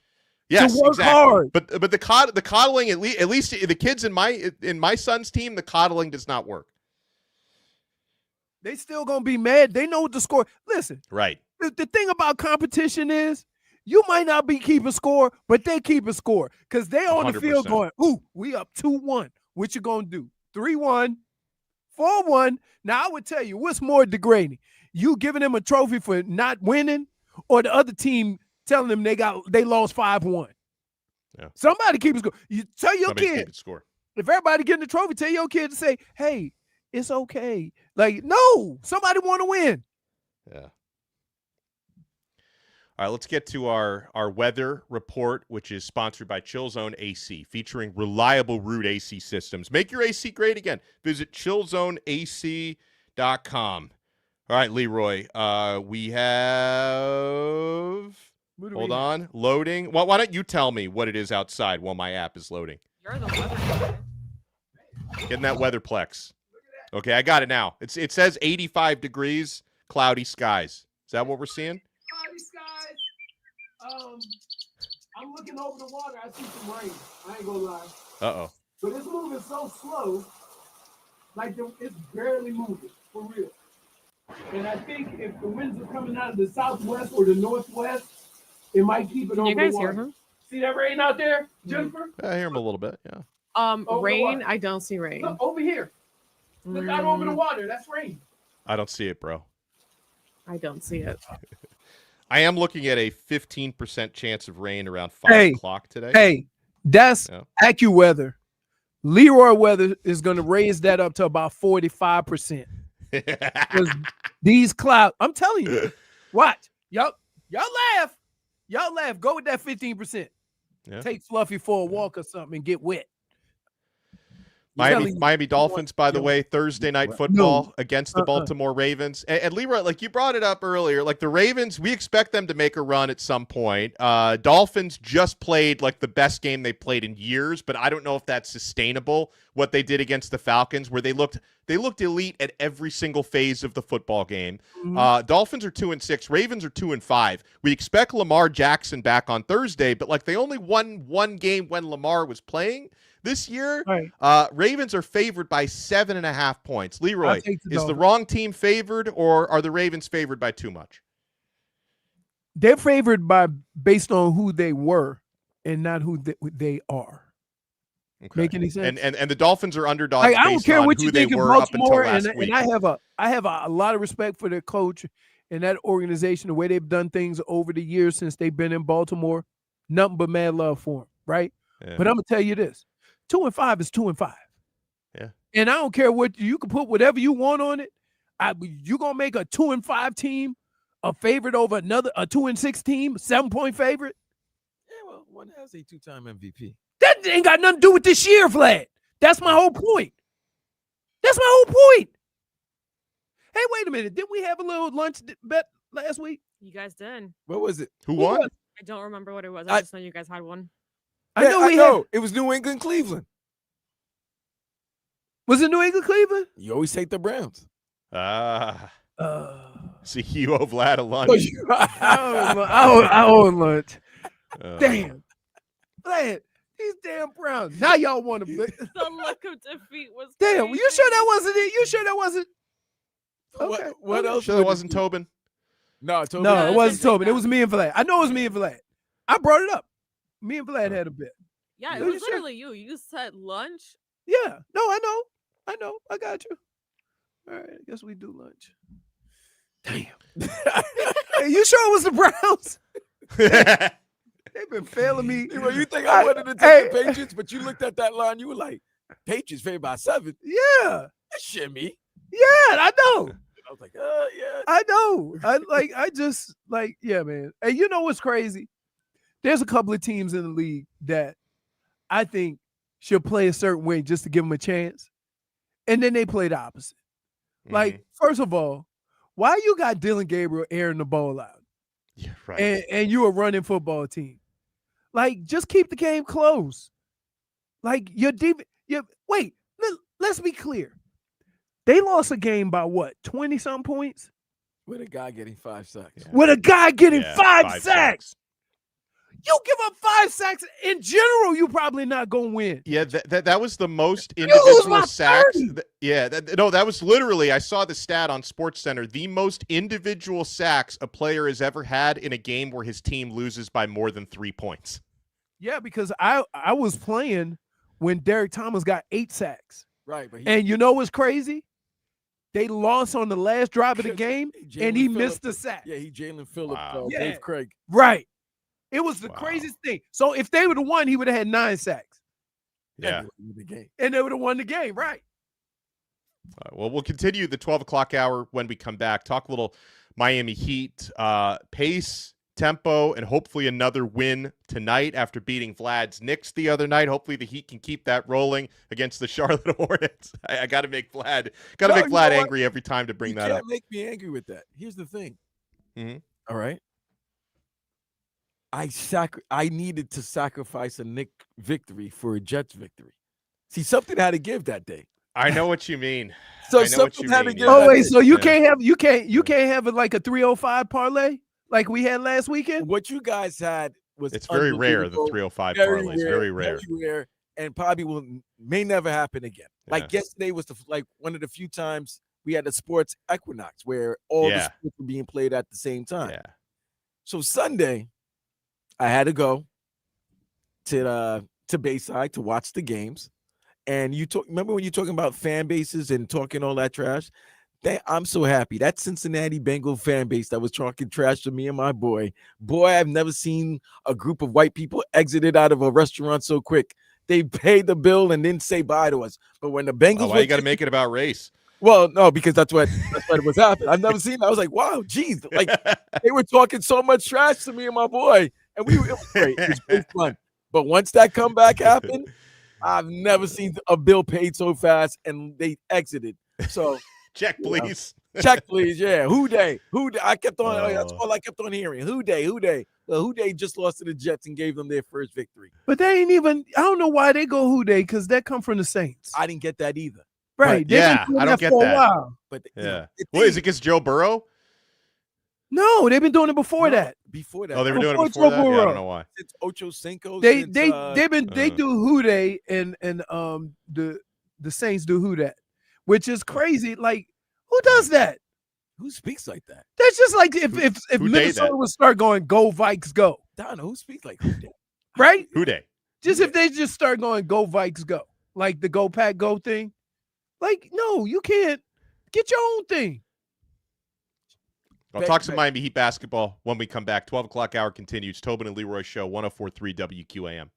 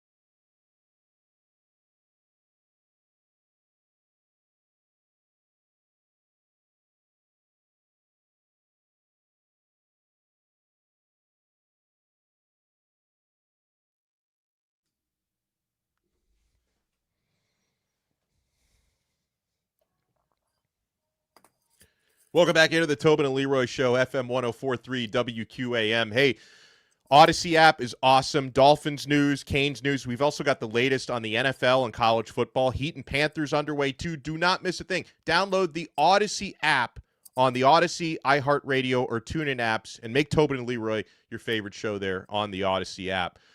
So Leroy Horde, it's obviously, again, I don't want to get too crazy 3 games into a season, but we knew Eric Spoelstra was going to emphasize tempo with the way Miami Heat play this year, which I think has been a welcomed addition, especially for today's NBA. Miami is the fastest team in the league right now, average of 12.6 seconds per possession, fastest in the NBA. We're seeing individuals step up. Jaime Jaquez looks like he's having a big resurgence this season. Norman Powell has been great. Davion Mitchell, Nikola Jovic. So we're liking what we're seeing so far from these Miami Heat. Like, does this make you feel a little bit better for the rest of the season, Leroy? Because coming into this one, I got to tell you, man, my expectation for Heat basketball was, hey, maybe they can go over 37.5 wins this year. Not going to be too exciting. It's been exciting so far early season. Here's what I would say. Yes, it has been. Now, there's a lot of teams that try to pick up that pace with them, okay? As the season goes on and teams start game planning, how they're going to respond to teams slowing it down, right? Because that's what you want to do. You want to slow them down, get them to the half court, right? We've seen, especially with, or what is it, who they lose to? They lost to Orlando, right? Orlando, yeah.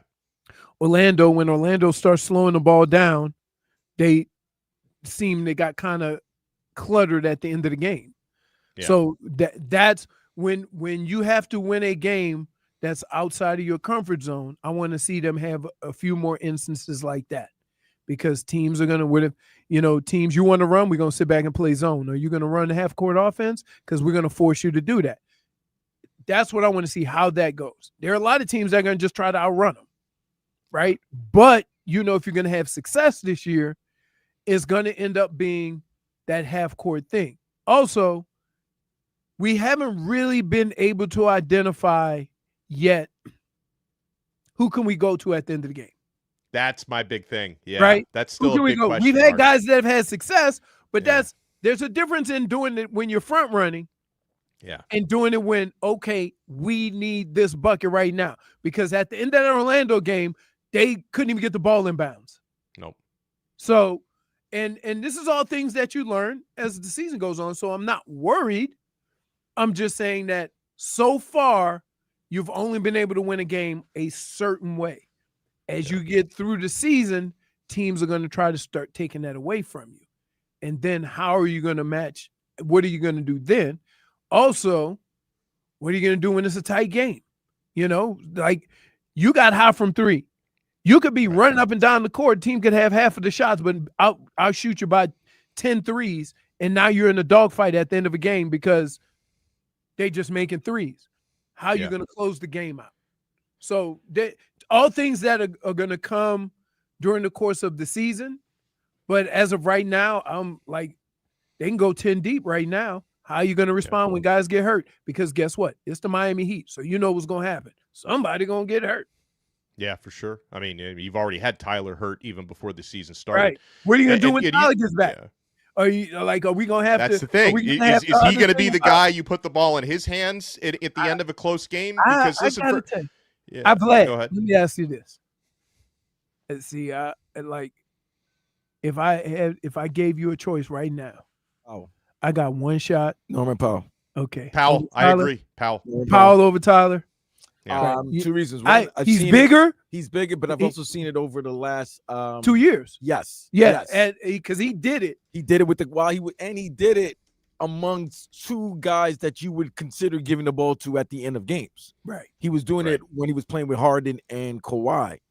I just think that you just feel a little bit more comfortable with him. It's funny taking over at the end of games. It's funny. I still never even asked the question. I know. You knew where I was going. Yeah, you knew where I was going. No, he knew it. So did I. Yeah. I would go Powell, but it's not like you know that this is a guy who's a stone cold killer in big games and big playoff games, because the Miami Heat had that for a long time. At least a guy you knew whose hands the ball is going to be at the end of games. I mean, obviously, Jimmy Butler could be hit or miss in clutch situations, but you knew when Jimmy was with the Heat, that was your guy. Before that, it was Dwayne Wade. Before that, it was LeBron James or Dwayne Wade when they played together. So it was like the first time in a long time you don't have like a superstar of that pedigree to close games out. Here's what I would say to you. That guy will reveal himself. You don't have to pick him. And for so long on this team, we've been trying to make somebody that guy instead of just letting that guy reveal himself, whoever it may be. And it could be a different guy in different games. Like Jay Toll said, whoever's hot gets the ball, he said. I would say right now, no. There ain't no championship team that has that mantra. Okay, kick rocks with that. So how do you decide then? It'll show up. You don't have to determine it.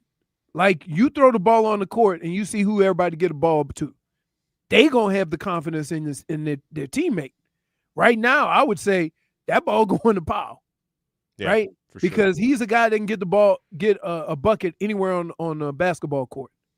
He's big enough to go inside. He ain't gonna get pushed around, right? I mean, sometimes the chicken wing got Tyler on the knee, right? So, like, there's that. He can shoot the three. He can take somebody off the dribble, right? He's quick enough to get around folks. So, yeah, as of right now, and I'm not saying Tyler won't be that guy, but I'm saying if Tyler comes back and he ends up being that guy, he'll show it. Stop trying to make a guy be something he's not. Look, somebody says y'all weren't hollering and hooting when the Heat went winless in preseason. Who cares about the preseason record? Who cares? Yeah, they went 0-6 in preseason. I was. They played great on Sunday. I'm like, winning is winning. I don't care what, like you want winning habits. You can't have winning habits without winning. Winning breeds winning. No matter what the circumstance is. If you're a competitor, I don't care if you're the last man on the roster or the first man on the roster. If you ever say to me, and this is the honest truth, if you ever say to me, no big deal, it's preseason, then I no. I want everybody on the team, no matter what your capacity is on that team, to think about winning.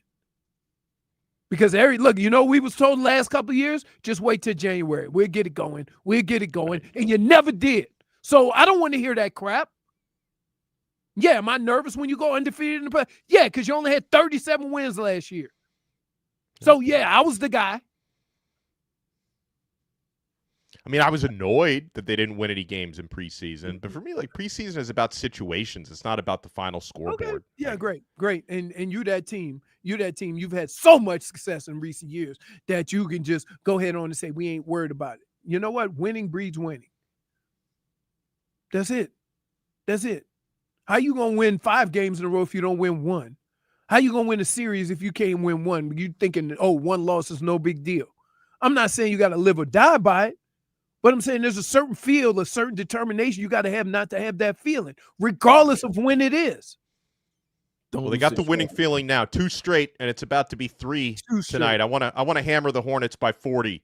Put up a 50-burger of a margin on them. Don't lose to Charlotte tonight, Donno. Hey. I hope not. Listen, I'm going to be pretty pissed. I'll be back tomorrow. I'll take my medicine if we lose to Charlotte. I'm not buying Vlad lunch, but I will own up to the loss tomorrow if we lose. Oh, man. We'll wrap up the 12 o'clock hour when we come back. Alex Donno in for Tobin. Is it Tobin's birthday today? Somebody said in the chat. Is that a thing? Tomorrow. Today or tomorrow? Yeah, I don't know your boy's birthday. Doesn't he always say it's like 2 days before Halloween? So it's tomorrow. Okay. I don't think so. Yeah, wait a minute. You do the birthday list? That is a fact. Newsletter. Look at your newsletter. You do the newsletter. Oh, look how adorable she looks. She's turning so red. She's redder than her shirt right now. I was trying to pretend I was frozen.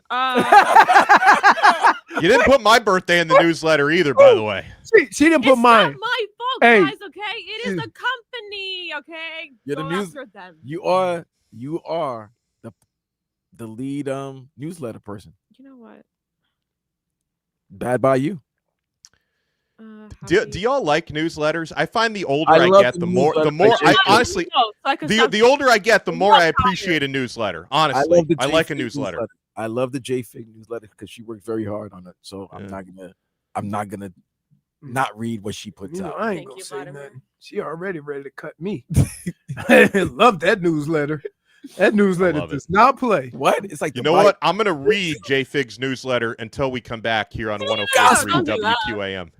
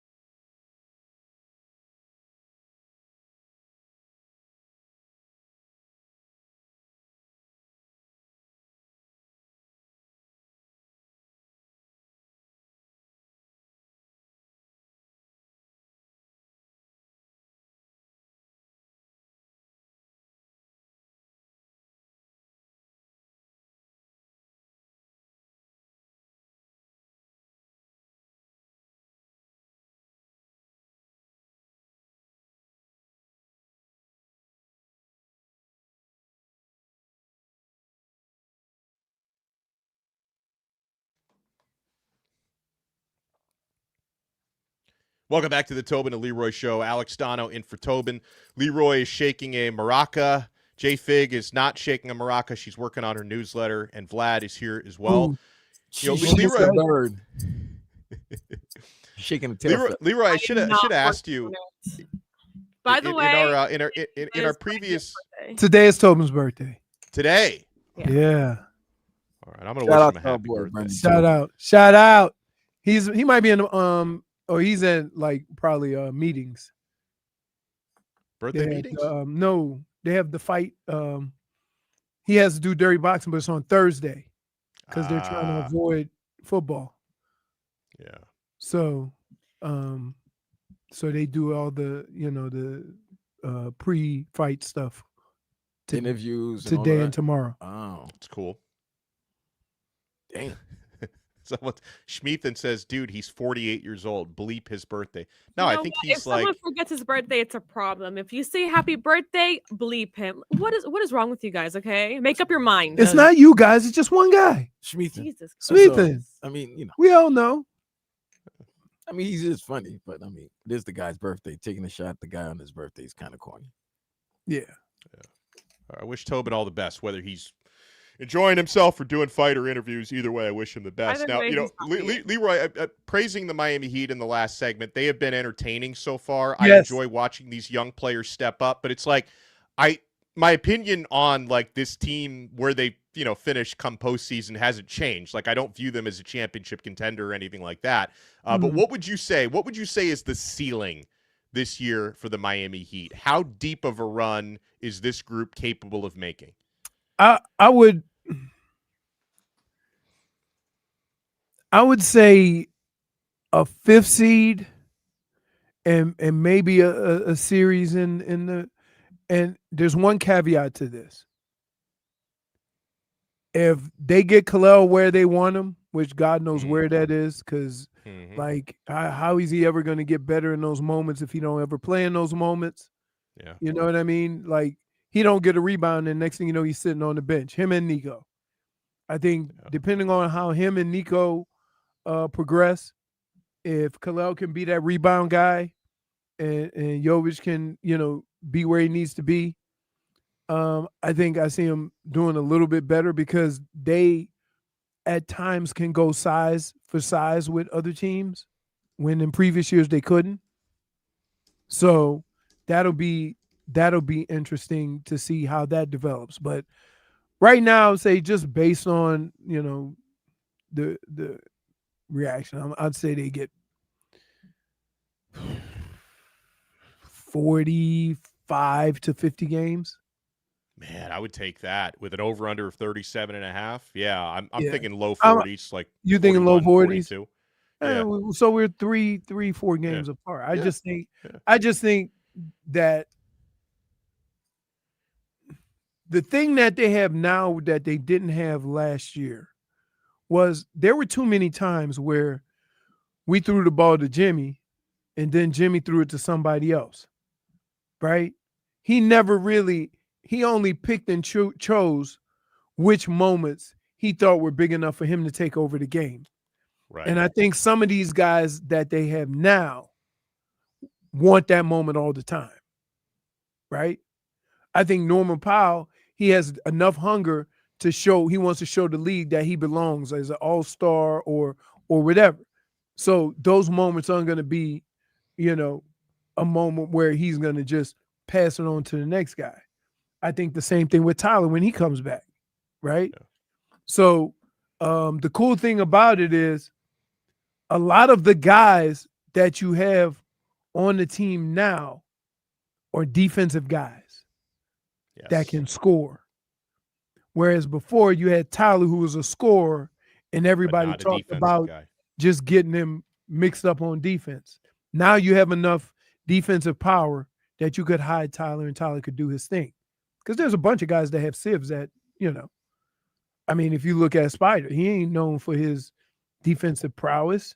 If you look at old boy from New York, I mean, when was the last time he ever locked somebody down? Who? Right? Brunson. What are you talking about? Like, he can't play defense.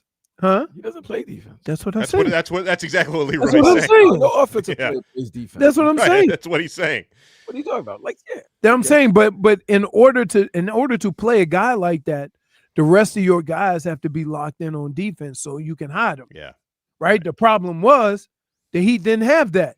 You can't hide people. You're not gonna be able to hide people during the postseason like that. They focus on that. Yeah, no, but that's what that's what eventually caught up with them in the injuries. But so we'll see.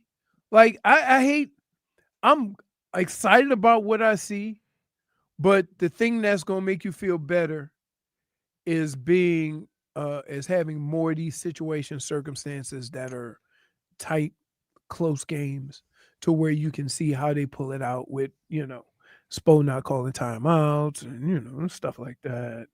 KD tried to call the timeout. They wouldn't even take it. Did y'all see that? That was with the first game of the season. He tried to call a timeout. Yeah. And Şengün tried to cover him up. Why does that guy wave at me? He knows what's up. Anyway, we're still we got hockey tonight as well. Florida Panthers hosting the Anaheim Ducks at 7:00. No Bob tonight. No Bob. Bob's not starting. No Bob. That's a good note because and I can tell you the machines are not ready to take over yet because I did an AI search on whether or not Sergei Bobrovsky was going to be in net and AI said yes. But I'm going to defer to Vlad and JFig that he will not be in net literally tonight. Put it on the chat, guys. You guys I believe you. I believe you. I'm saying I still value humans over the AI. That always whoever would Google Gemini is not ready to take over our feed yet. I still value human beings. But like on the Panthers, and of course they've dealt with injuries. 5-5 so far, 10 points. But there is so much equity that they've built in terms of getting to the postseason, having that sort of success. I am long-term as bullish on the Panthers as ever, especially if the Eric Spoelstra timeline for Barkov plays out, that he's ready, in time for the postseason. That I still, listen, I'm happy about what the Heat are doing. Obviously, I'm cautiously optimistic that my Miami Hurricanes can get into the college football playoff, although they probably can't afford to lose another game. But the Florida Panthers are still the team. I expect if anyone's making a deep run in South Florida, that's the team that's going to do it for a fourth straight year after 3 straight finals appearances. Damn. Heat Cult says novices use Chat GPT. Gemini is better. But there are wide. But Gemini was the one that told me Bobrovsky was starting, so Gemini was wrong. Jeez, we're using AI, man. This is crazy. Yeah, AI is going to start taking our job. Like I've seen people do like podcasts that are hosted by like AI, and like it's not good enough yet. But within 5 years, it's probably going to be good enough. It's being used in WWE as we speak. Really? Yes. Like Yeah. For what? Like they'll might use the whatever program or whatever rivalry they're trying to do. Huh. They might use, Chat GPT to spice it up or add a little bit more to the storyline. But yeah, man, it's ridiculous. It's like I use AI for show prep, but like I still don't trust it. So like there's this AI program that I use. And I think it maybe goes off of Chat GPT that like helps me write descriptions for the Locked On Canes podcast. Like after I do the podcast, I run it through this thing and it helps me write the descriptions like for the podcast. And there are some times when the damn thing thinks it's 2023 where it's like, wait, Tyler Van Dyke is still the quarterback? I don't know. So I can't completely trust it. Like it doesn't always know what year it is. God forbid we should do our own work. Kids are getting lazy. My sister is a college professor, and she's basically like, she's having to like tell her students, and like, people are getting in trouble. Students are always getting in trouble for like obviously having AI write their essays. But the thing is, like, there's programs professors can use to see if the essay was written by AI, and some of those kids either don't know or they don't care. First of all, let's start it here. Okay. If you wasn't that smart before this paper, and you're that smart after that paper, something's up. Yeah. And you got to know that. You got to know that some of these words in this paper that I just wrote don't even sound like me. Yeah, that's right. Well, we're going to have a good 1 o'clock hour coming up. Again, you got Hurricanes on Saturday, Miami Dolphins on Thursday, Panthers and Heat in action tonight. More World Series action after a freaking epic 18-inning game that went to 2:50 in the morning. So much going on. You want to keep it locked right here. Donno in for Tobin. Happy birthday, Tobin. Leroy, JFig, and Vlad in the building right here on FM 104.3 WQAM.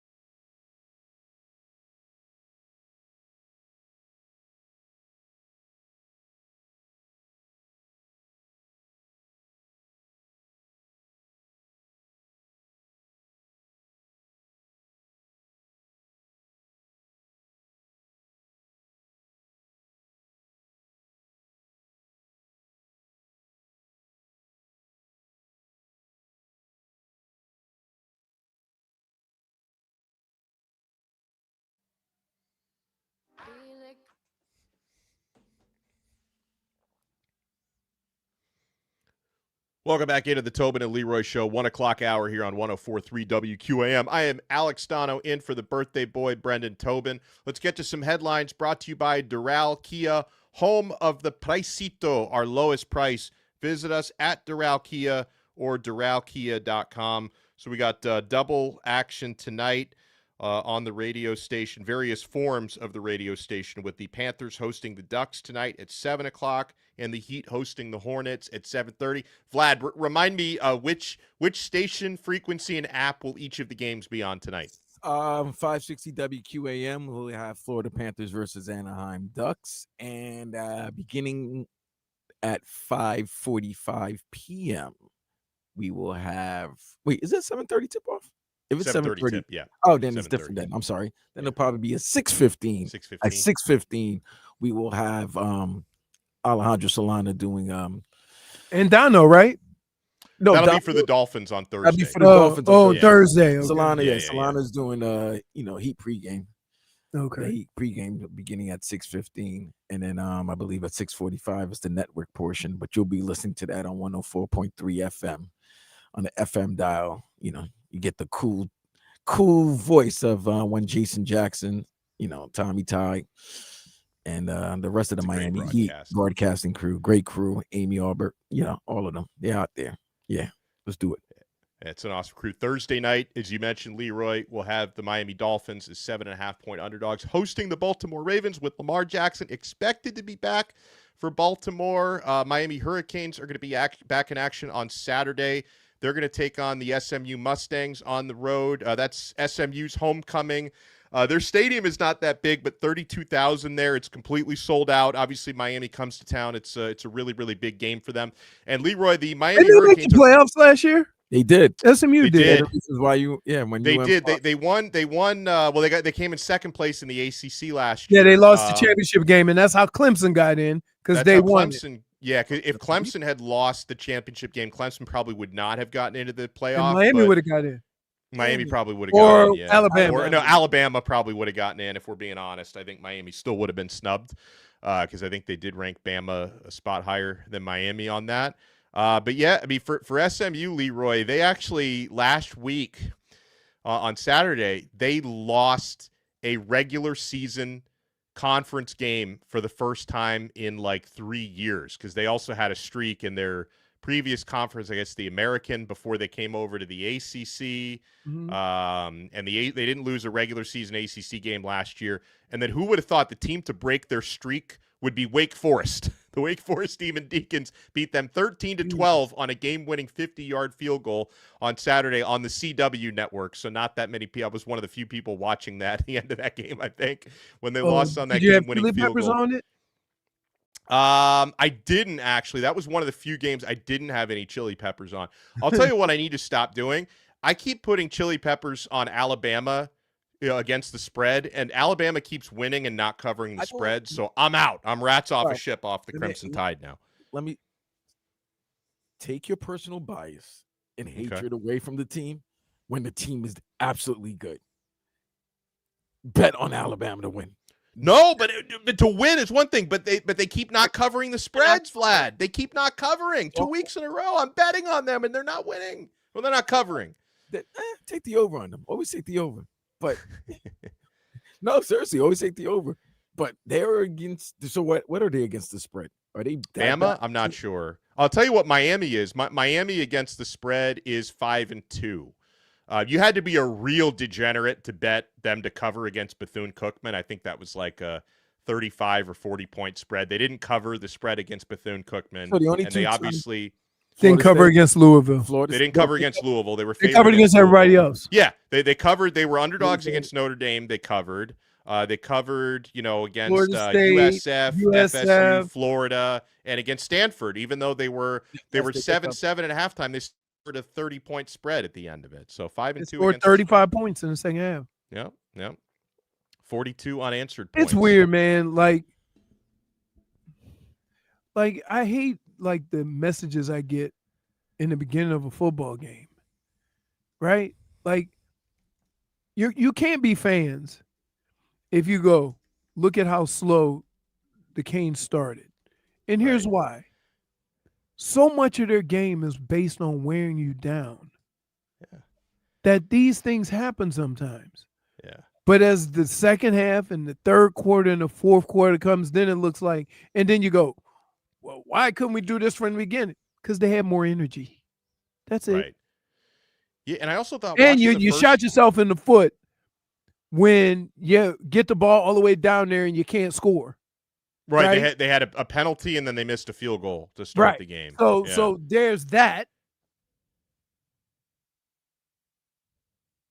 But that was it. They had like 56 yards on that drive and 56 yards the rest of the game.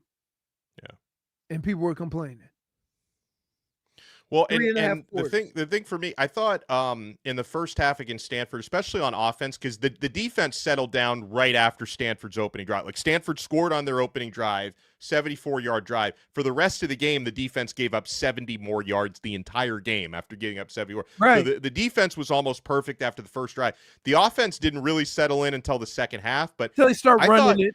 Yeah, but I thought watching the offense on the first half, Leroy, like they played like they still had some anxiety left over from the Louisville loss. And then when Malachi Toney broke a big punt return in the third quarter, I thought that kind of jacked them up and loosened everybody up. But it looked like they were playing like a team to me that was thinking about, hey, if we lose one more time, we're out of the playoff. Like I felt like they were carrying that into that game.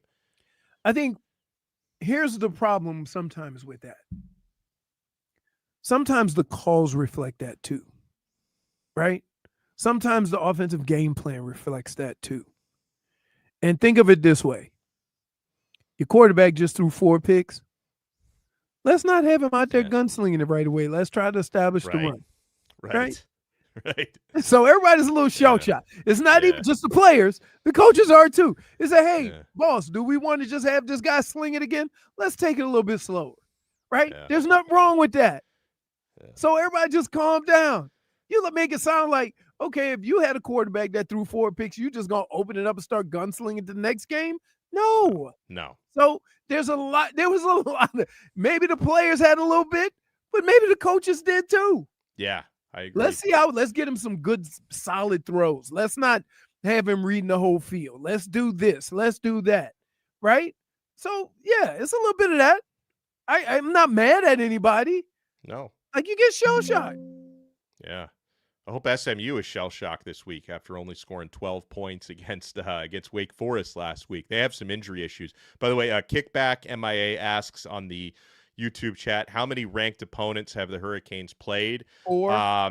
Notre Dame was ranked, Florida State was ranked, and USF was ranked when they played them. Florida was ranked when they played them. I think Florida may have been unranked when they played them, but they were ranked at some point this year, I think. Because I think we played 3 ranked teams. At the time. Yeah. Florida was ranked when you played them. No, they weren't. They weren't. South Florida was ranked when we played. South Florida, FSU was ranked when we played. FSU hasn't won a game since like the Joe Biden administration. They haven't won an ACC game since the Biden administration. Yeah. And Louisville's ranked now. They weren't ranked at the time Miami lost to them. Well, you ranked them. You basically ranked them. Yeah. You're welcome, Louisville. By the way, I got a text from professional sports handicapper Lee Sterling, who said, so when Miami played Bethune-Cookman, the line was -54. So Miami was favored by 54. I mean, Leroy, you have to be a real degenerate to bet on a team to cover a 54-point spread. I don't advise doing that. One of the reasons why I would always take the 54 points, because when they get up 30-0 at that point in the game, they're playing young guys. Right. They take the foot off the gas. Right. Yeah, for sure. It's not even taking the foot off the gas. In some instances, right, it's worse for the other team when you put the second unit in because they go in and playing even harder than the first group. That was actually what happened with Miami. When Miami put the second unit in against Stanford, and we had Emory Williams at quarterback and Gerard Pringle and Chris Wheatley. Like Chris Wheatley-Humphrey stiff-armed a dude into the turf, and Pringle scores a touchdown. They're marching down the field. The backup defense was playing well. I mean, how valuable is that, Leroy? Obviously something that doesn't happen much in the NFL, but it can happen in college. When you're able to get your young guys and your second stringers on the field late in games. Like I've got to figure that goes a long way for building these guys up for upcoming seasons. It's twofold. One, you let them know they're that close to playing and they don't want to leave and go to another school.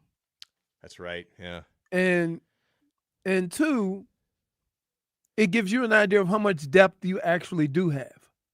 Yeah. Yeah. Because it's one thing to say this guy's gonna be. It's another thing to say he is. So it like I'm trying to think. Oh, I used to get that garbage time my second year. Okay. Towards the middle of the season. Then I played consistently. So it's one of those things where, and then what you do is before the game, you go to all these young guys and say, listen, everybody might get a chance to play, but if you don't practice and prepare, I'm not putting you in the game just to put you in there. So I want to see you doing the work. Motivates these guys to do the right thing. So once you say that or do something along those lines, you kind of have to play them. Now, sorry for Stanford, but think about this. Those guys coming in that's getting their moment to shine in front of mama and them, right? They going to play harder than the guys that you expected to win. Yeah, 100%, because they're auditioning for their own future. Right. Yeah. So that's well, crazy. and that's what Jimmy Johnson used under to no say. circumstances did Miami have covered. Let's be clear. Yeah, I mean, Jimmy Johnson used to say, like, when he there was a game where he blew out Notre Dame so bad they were all crying about it, but he was like, we had our second stringers and our third stringers in the game. It's like you can't just always call off the dogs when you have those guys in the game. I mean, we played Illinois one year, and at the beginning of the fourth quarter, it was 62-3. Oh man! So. And that was already the second unit and third unit had played from halftime to that point. Jeez. And so, Bo you can't complain about running out the score. Bo was putting like the guys who were running the cards in the game, and they scored. Right? Awesome. It was crazy. And I still couldn't play because it was my freshman year. Man. That's when you ain't had to worry about people leaving. Yeah, well, I mean, boy, have times changed because so many freshmen get into games now. And obviously there are some guys who are just freaks, like Malachi Tony, who should still be in high school. Like, you can't keep that dude off the field. He just turned 18 a couple weeks ago. He's out there dominating.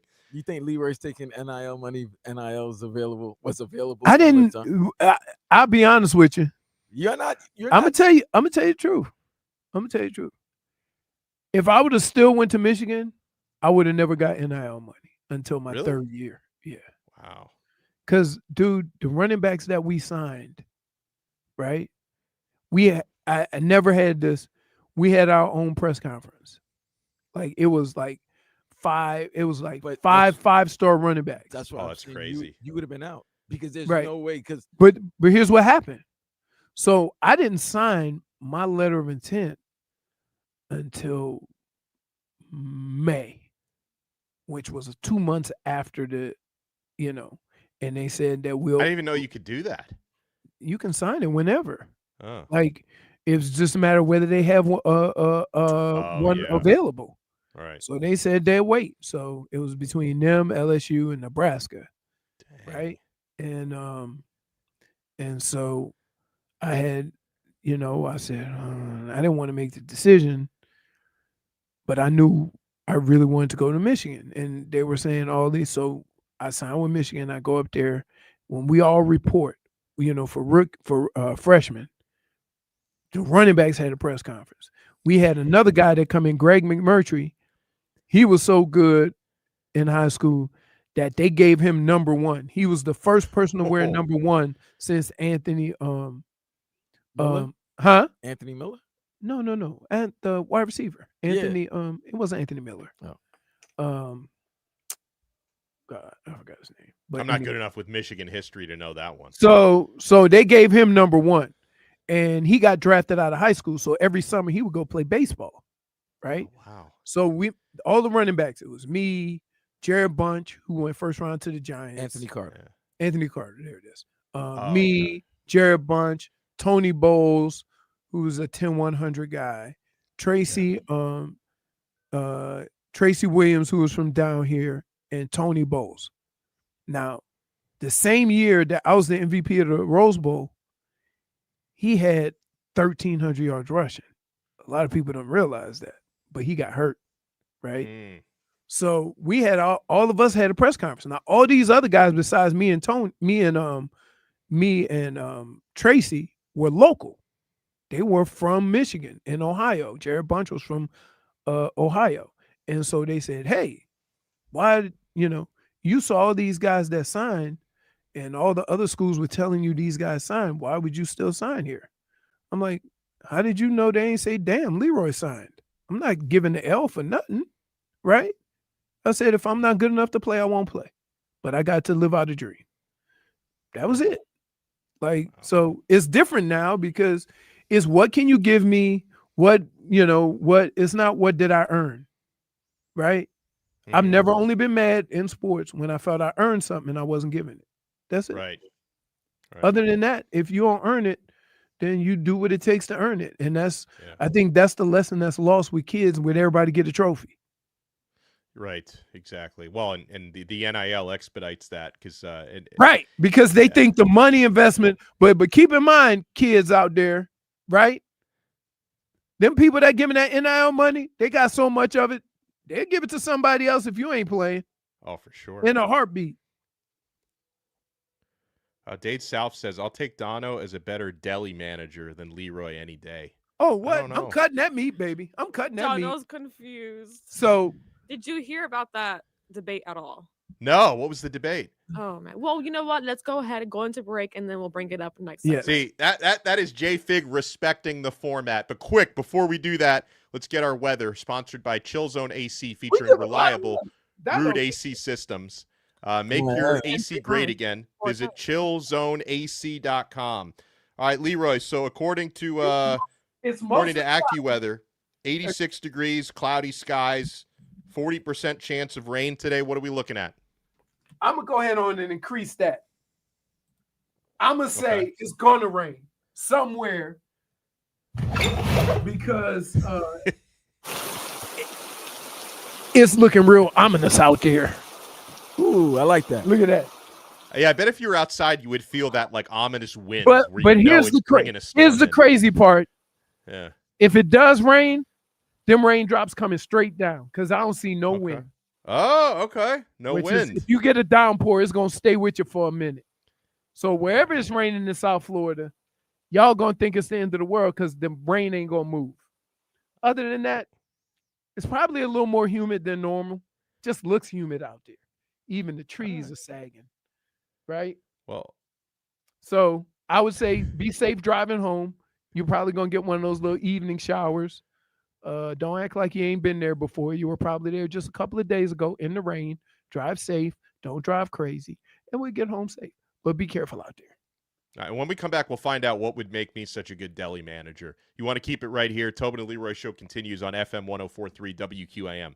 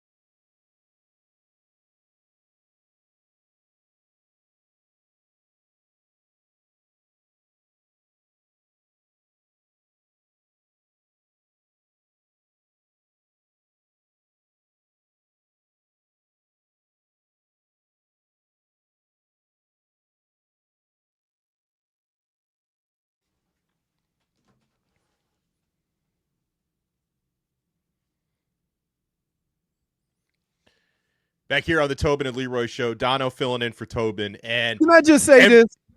Yeah, say it. This is why I fell in love with Kanye and his music. And then he just kept getting progressively out there, right? Yeah. Oh, for sure. Right? Early Kanye was good. Oh, yeah. Then was it Kardashian Kanye that went sideways? I mean, it tends to happen where you date or marry a Kardashian and you're never the same after that. That's Amber. you know. But that was before her, right? Yeah, I feel like it was like it was on the verge. Yeah. Yeah, it was a moment. But it wasn't her fault. It wasn't whose fault? It was bound to happen. It wasn't Amber's fault. No, yeah. It happened progressively over time, guys. Yeah. And then once his mom passed away, it was over. Yeah. True. Oh, yeah. Yeah, she had a tragic. She was just getting some cosmetic work, right? And had complications. Yes. Yeah. Amber, yeah. Amber Rose, when he was with Amber, things were getting, Yeah. He was living a celebrity life. But then he got another Amber, right? Because the new I don't know if she's the new girl is very similar stuff. You know what I'm saying? She be dressing wild. Does she dress? Wait, with her Yeah. name's Theo. I Is it mean, possible? she just wears cover-ups. But he's the one making her do these things. But that's what I'm saying. Like she almost dresses like Amber Rose did. Hey, maybe he's trying to relive that era of his life. I'm like, not for nothing. I think women are beautiful, and like not bald-headed women. Sorry. What's wrong with bald-headed women? I just don't like bald-headed women. That's it. Preference. You gonna make him wear a wig? No, I ain't gonna make him wear a wig. I'm just like, that's not my thing. He's just not going to date him. He's going to Right, that's not my thing. Kanye That's date what, him. like I'm not. This ain't got nothing to do with. It's just my own preference. Yeah. That's go ahead, do you. I ain't gonna shame you. I ain't gonna badmouth you. Hey, But we ain't gonna be doing our hair together. one of y'all in a relationship has to have hair. Yes, and it ain't gonna be me. It ain't going to be me or Leroy. It ain't gonna be me. Yeah. All right, so JFig, can you explain to me what this Deli Manager debate is about? Because I backed into, I guess, a show inside joke, and I need to understand why I would make a better Deli Manager than Leroy. Basically, Leroy thinks that he can fix and change the whole Publix Deli situation within 2 days. Let me explain He something. thinks that he can go behind the counter. Okay, I'm into this. Manager. Let me explain something to you. And so delegate. I will say they're not very efficient sometimes, so I'm open to Leroy's ideas. Here's what I would say. And you think Leroy would be good at that? I am from a profession that was very organized. Yeah.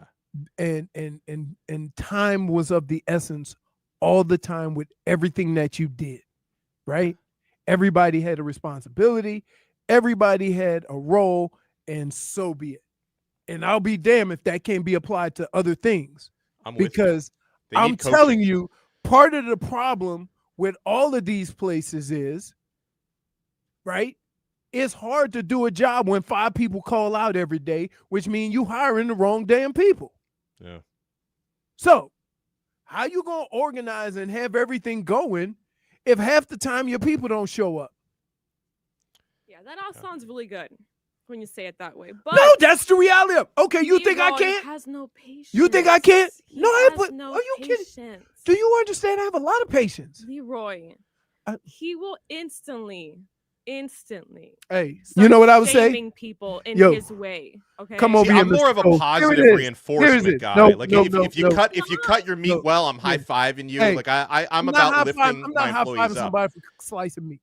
Okay, that's the other problem. I think that sort of reinforcement is important. I think they're going to keep slicing the meat well if they know a high five's coming. No, you don't reinforce. Here's the deal. We paying you to cut that meat. So we paying you and we expect you to do something. So you're saying the paycheck is the high five. I'm not giving you a high five for doing what I paid you for. If you do it well, you deserve. Well, if you go beyond the right, okay. But I'm telling you, I can fix it. Y'all crazy. He can. Yeah. Yes, I can. I'm a people person. No, you're not. Yes, I am. That's the biggest lie you just said. Oh my Dude, God. I get along with everybody. No, you don't. Leroy, no. You I hate get fat along. people, You know, hate wait. short people. Come on now. Wait. I get along with everybody. No, you I mess with folks. No, you don't. But I get along with everybody. For sass. But I tell you what, I don't have. You know what I don't have patience for? Bald head. No, I'm bald. The second he sees someone No. that he You always talk about somebody's size, somebody's weight, exactly. somebody. Yeah, That's it's why. I know he's going to hire the right That's people. He's right. going to approach it like Can a I just GM. say this? it's gonna be Leroy. an outer thought. That has nothing to do. Y'all don't understand. I tried to explain this to you guys. Growing up, sitting around the table, That don't mean I was the smallest person That's beautiful. in the family. That's beautiful. So we used to mess with everybody. That's what we did around the table. So it's just Leroy, how I Leroy, grew up. These are Leroy, different days, Leroy. okay? People are very fragile. You You're can't not just go in ahead Louisiana be a manager anymore. and then go ahead and make fun of everyone that crosses your path. Okay. Especially If in this you know what, place. if I make fun of you, I like you. If I don't mess with you, Okay, Leroy. but Get some away. people don't Leroy. have that thick skin. That's what I'm saying, Leroy. You acting like, hey, I'm only messing with you because I like you. Well, did you let the person know that? he said, I should Now, be Leroy, my question would be, if you're Sure. managing the deli, do Uh-huh. you have patience with the deli Karens? Like if somebody has, there's Yeah. too much lettuce on this, Yeah. all the complaint, are you going to have patience with the complaints? Leroy. You think I can't handle a Karen? You think I don't can't? know. With You a think I bunch of can't get- sass and Hey. your job on the -1. line? Let me tell you something. I can handle a Karen. I'm like, okay, hold on, ma'am. Let's get this out. Slow your roll. What you need? Okay. Okay. What can we do for you right now? Okay. So you have two choices. You can let us help What if it's you. almost impossible what they're asking for? I can live with that. No, you can't. Yes, I Leroy. can. Yes, I can. Listen, I'm from the school of this. I would do everything to make your experience here peaceful and happy. But it gets to a point where you can't do it. Let me ask you a I question. can live with that. Let me ask you a question. Yes, sir. Y'all don't. I think Let me y'all. hold on. Okay. Go ahead. If I gave you a choice of dealing 4 hours with one Brandon Tobin Mm-hmm. or 8 hours of Publix Karens, what you think you can handle? 4 hours of Tobin. Okay. Yeah, Easy. good So choice. Therefore, that's a very That's good because choice. that's my guy. about No, to That's say my that. boy, though. But what I'm saying is the way he frustrates you in 4 hours over the last nearly decade. I let him Or in the frustrate. first Wait, hold 5 on. Hold minutes. on. No. First Okay, 5 you minutes let of him- the show. I let him You frustrate. let him frustrate. You're not gonna let those You know Publix what? Karens frustrate Wait you. a minute. Do you understand what I had to deal with in my lifetime with people yelling or whatever? Or people approaching me in random restaurants and stuff like that? And I ain't never knocked somebody out. You're pretty. Yeah. I ain't never been in a fight. I know how to handle myself. I don't know why y'all think that. Leroy. Leroy, we see you. Hey, you know what that was? Wait, you know what this is? Wait, He's already wait. laughing. Oh, hold on. You're the Hold on. type- Wait. No. That's- You're the type. You know That's what Leroy radio. is? Hey, that's radio, Leroy. JFig. I'm also JFig. business, Leroy. Leroy, JFig. no, because JFig. whenever we are out of the studio, away from a microphone, what is the first thing you do? You when talk see about someone people's cross by? weight and size. No, I JFig. don't. Yes, you do. You give us the look, and you're like, Bro, Wait. Somebody's gonna ask It's you for not a my particular fault. meat. It's or, not my fault. Salami, and then you're not gonna have it, and then he or she's gonna say they're gonna something. be like, "Hey, can I have this, sir?" And you're gonna be like, "Are you sure about that?" You know what? You seem like you could miss a day or two of not eating this. Like that's what you would say. Am I That lying? might be helpful advice No, for some people. That's not business, no, Leroy. don't take his Professional side. Leroy. There is no professional Leroy. There There's is. fat What are you shaming talking about? Leroy. What are you talking about? There's fat shaming Leroy. It's like, are you Okay. sure you don't want the Can I- low-fat wait, mayo, wait. lady? Can I say something? Can I say something? Not okay. Wait. Can I say something? If I took y'all to the Publix that I go to, I can't- everybody I've been loves me there. asking- I've been everybody asking for loves me this. there. Everybody know, hey, Leroy, what's up? Yeah. They've grown accustomed to you. No, they like me. I'm telling you, for some reason, you guys think I'm like this in the wild. RVA Richie's right. You're a Hall of Fame Leroy, fat you shamer. give us the stories to believe. I know, and it's true. So I'll take you you by. just box Hey, yourself in. I'll take you and introduce you to the garden gnome. He know what's up. Okay, take me. Okay. Can I interest you in some low-fat cold cuts? Yeah, that's what he RVA would Richie say. said. Crazy. There is no such thing. Ma'am. Yeah, it's I true. believe You might want some low You cut say salami. we don't have it, but let me slice some air for you. Yeah. You want 1 pound or 2 pounds of this? Oh man, you know what? I think Leroy has convinced me. He would run an efficient deli. I think that like the chubbier customers would probably go to a different deli. You may lose some customers, but your deli would be efficient. It's all about sales, baby. It's all about sales. But I'm telling you, I would be listen. You are easily swayed into this. No, I'm not. I'm telling you. I'm telling you. Dude, I'm telling you, I can be a professional. I've been a professional my whole life. Well, here's an important question. I think the answer to this is yes. No, it's not. Could you find joy as a deli manager, or would you wish you were doing something else with your life? Because I think finding joy in everything you do is the key to being successful. Let me explain something to you. Grocery store. In moments where everybody thinks it's miserable, I have the most fun. That's the most important attribute. Honestly, if you could work any job and find joy in it. I don't know what's wrong. Y'all, man, to be honest with you, I'm a little disappointed. I'm a little disappointed that y'all just throw up a zero. Like Leroy has no people skills. You have no couth. No people skills. You say I don't have people skills? Leroy? Dude. No, Leroy. You know what? When people will leave that deli saying, hey, I went to the deli. It was so much fun. Do you remember Buckets and Bets in March? Yeah, that was fun. That was fun, right? A professional setting, right? Professional setting, right? Yeah. Business Leroy was there. You got to talk. You got to mingle with the patrons. Yeah, everybody, except for the guy that I didn't know, and I forgot that he worked here. When I asked you who that was, that don't count. Okay, what was within the within the first 20 minutes of the show? What happened? JFig, you were there. What was Leroy talking about? I was talking about her friends. Like I was hanging out with her friends. No, you weren't. You talked about some guy who was wearing a jersey that he shouldn't be wearing. Listen. Listen. Now, when you got to start with a listen to explain yourself, you already know. No, hold you on. would not be a good Publix manager. Let me say something. If you're a grown-ass man and you wearing your youth high school uniform or whatever, football jersey, that's too small, you're going to get some comments. Well, I'm sorry. Then what do you think is going to happen at Publix?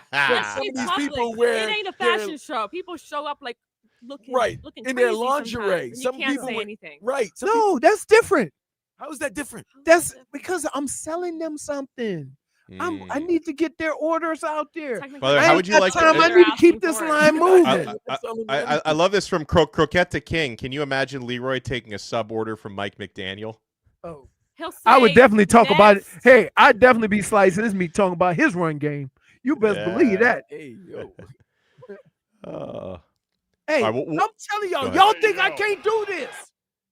Y'all crazy. Can we make this happen? I'm a people person. Can we set this up? Like, do we have a deli sponsor that we can get Leroy to manage for a week? A week? Do something with Publix. Oh, no, you don't want to do a week? You said 4 hours. I didn't say 4 hours. I said... How many hours? 4 hours. Or you can do 2 days. Like you said. 2 days. You get my birthday on the next... I would love to do it. You know what? We should do a remote. You should do the show while you're managing the deli. Oh. But then he'll that would be amazing. Yes, he would. I'll put my laptop up. Plug it in. Okay, but there's also some people don't allow that in their video. Yeah. Why they don't? Come on. Why? So I mean, wait, they don't want video because they don't want to look a mess. I'm not gonna lie. I'm saying the workers themselves and the company. We don't care about the workers. You just have Leroy working there from like this. Just have the Leroy cam. It's on Leroy at all times. It's not like he's gonna have like a little antenna here with the GoPro just watching him the entire time. Either way, it's a wide angle. People are gonna be in the background. I think we need to. I think Fig is trying to talk us out of doing this. I think it's I'm definitely talking you into it. Yeah. There's technicalities when it comes to this. What?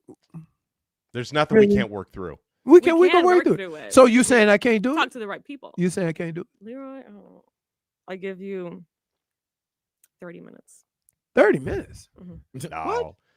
I think first of all, listen. 30 minutes before you I'm gonna tell you this. Something insulting to someone. There's a different way people come at a big black dude with muscles than a garden gnome. So a person like me wouldn't come at me like that, but I'll come at a garden gnome like that. I'm just saying. You're proving everyone's point. Donno would be a better manager. No, he wouldn't. Yes, he would. My organizational skills are on I point. feel like Donno would be a lot more patient. I'm patient. Oh, I'd be very patient. But the thing is, like, I think Leroy and me need to do this together. Let me serve the chubby people. If I'm patient. Yeah. Like there's certain things that I am very impatient with. Is dealing. Okay, but that's your family we're talking about. Strangers, people you don't care about. It's a whole different ball I field. care about everybody. Everybody has value. Okay. Well, you know what? We're gonna go to break before we get yelled at. Thank you, JFig. We're gonna go to break. We're gonna wrap up Tobin and Leroy when we come back. 104.3 WQAM.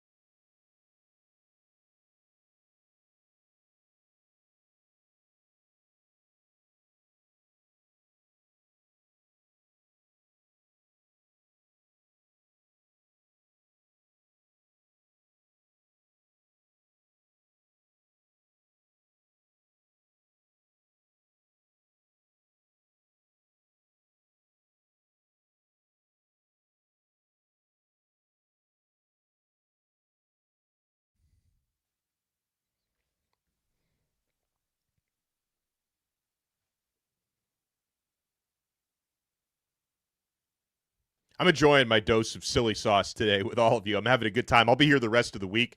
By the way, Alex Donno in for Tobin. And hey, the Miami Heat are offering fans value deals. Go ahead, Leroy. Oh, there we go. Make love to me. This is the part where he sings the intro every single time. I'm cool with that. I like Leroy singing. Better singer than Deli Manager. Oh, now you agree with us. Hey, the Miami Heat are offering fans value deals like a $60 pizza deal, 4 pizzas, chips, waters, and a $40 hot dog deal, 4 hot dogs, popcorn, drinks. Grab-and-go stands on the 400 level also have $3 sodas, $8 beers, and $3 snacks. Kids can enjoy $15 Bernie meals with a hot dog or chicken nuggets, a souvenir cup, fruit snacks, and a silicone bracelet. For more information on food and beverage deals, visit CaseaCenter.com. That's good food. So, Leroy, what are you going to be tuned in tonight? You going to have a 3-screen experience with I don't do that. You don't do multi-screens? No. Dude. I don't do that. Yeah, Donno. Yeah. It is technology. And It's not technology. It's technology. Is and it? Leroy's old. Let me explain to you what happens to me. Okay. Right? Old. I'll have the Heat on. Okay. Yeah. It'll go on break. Right? I'll switch it over to the baseball. Wow. And then I won't go back to the basketball. And then that'll go in between innings, and I'll go to the hockey. Okay. And then if that game is a blowout or something's going on, then then I'll go back to and I just rotate them. Dude, it's not 1985 anymore. Like I do the thing, like I don't even need to I have I can do multi-screens, but I'm still paying the same amount of attention if I switch channels. I don't know. I like to always know what's going on. So with I get the multi-screen thing on the YouTube TV. So I only need actually one screen, but I'm going to have, the Heat game in one corner, the Panthers game. But you're not watching any game if you do that. You're just keeping up with the score. I mean, I guess, but See what I'm saying? I want to watch the game. But I'll turn the sound on for the one that's like the most interesting in that moment. So how's that any different than me? I know what the score is for all the other games. I mean, I know what the score is for all the games every second because I've got it all on the same screen. Oh, good for you. You have multi-screen. Oh, good for you. My man, he's a big baller. He has multi-screen. Why are you upset? Because you're not. I'm not upset. You're not suggesting this. Oh, look at that Crip. Look at Hawk. Hawk is wearing his Dodgers gear today. You mean Crip. You mean Cripple, not Crip. Yeah. Not Crips and Bloods. Take it out. Look, he just walked out with a limp. Hey. Yeah. He's old too. Wouldn't it be something if Hawk was outside doing the Crip dance? Nah, Crip walking right now. Walking. He's Crip walking. Wow. Yeah. Does Leroy only watch one TV at the bar? Yeah, I watch. If I go to a restaurant and I want to watch a game, I'll put that game on. I don't look around. So let's say when we were at the Buckets and Bets, is that what it was called? Buckets and Bets. We had a bunch of screens. That's different. That's different. Because it was action everywhere. I guess that's another reason why I like to have 4 games on at once because you got action on all of them. Yeah. Nah. That's probably true. Oh man. Well, so are we going to get at least a 2-game sweep tonight? Heat and Panthers both win. I think they're both favored. We could see it tonight. Yeah. Double dubs. I like to keep away from Heat, favorites, and Hornets. Anything of oh yeah, ain't that the truth? Anything of gambling, connotation with that game. It's fair. I mean, even if the Heat's a favorite and even if they win, they lost. If you know what I mean. Mm-hmm. Yeah. Mm-hmm. Absolutely. Panthers can win. We'd like to see that. Yeah. Yeah, man. They're gonna be able to play good defense, but they're gonna have problems scoring until some of the guys get back, right? Yeah, that's exactly it. They're gonna have to hold on. They're trying for dear life, but it's just just get into the playoffs. That's all we ask. Right. They don't have the same skill. And Marchand's out too. Yeah. Yeah. Mm-hmm. It's gonna be rough. But Doug Plagans will have the call tonight on 560. Yes, Jay Jacks is going to have the call for the Heat game tonight on 104.3. Want to send a huge thank you guys for the hospitality of letting me have fun with it. I mean, 4 hours flies by with this crew, that's for sure. I'll be back tomorrow with Leroy. Vlad, are you in again tomorrow, or is it Brittany tomorrow? No, it's Brittany tomorrow, and then I'll be with you guys Thursday and Friday. Awesome. Right. And JFig will be back tomorrow. We will talk to you then. Hockman, Crowder, Solana coming up next. I know Hawk is did Hawk stay up till 2:50 in the morning? I know he's wearing the Dodgers jersey. Kidding me? I doubt it. Come on, man. There's no way come on. Hawk was out like a light, like 10:03. First of all, a month ago he was saying, "I hope the Cubs can make it." So well, he is from the right. shop. I know, but that's what I'm saying. Like him with a Dodgers jersey. Come on. Yeah, you know what? You and they definitely got to fight, him and JFig. JFig's wearing red. He's wearing blue. Yeah. The Bloods and the Crips. The Bloods and the Crips. Yeah, man. Or West Side Story. Either way. Yeah. And I'll be, by the way, if you guys have a chance to check out, if you are a Miami Hurricanes fan, I host Locked On Canes every single day. Had a new episode this morning and have another episode this afternoon. And Miami might land a verbal commit from a 4-star receiver tonight named Milan Paris. We may have another episode for that. But I'll talk to everyone back here on Tobin and Leroy tomorrow right here on 104.3 WQAM.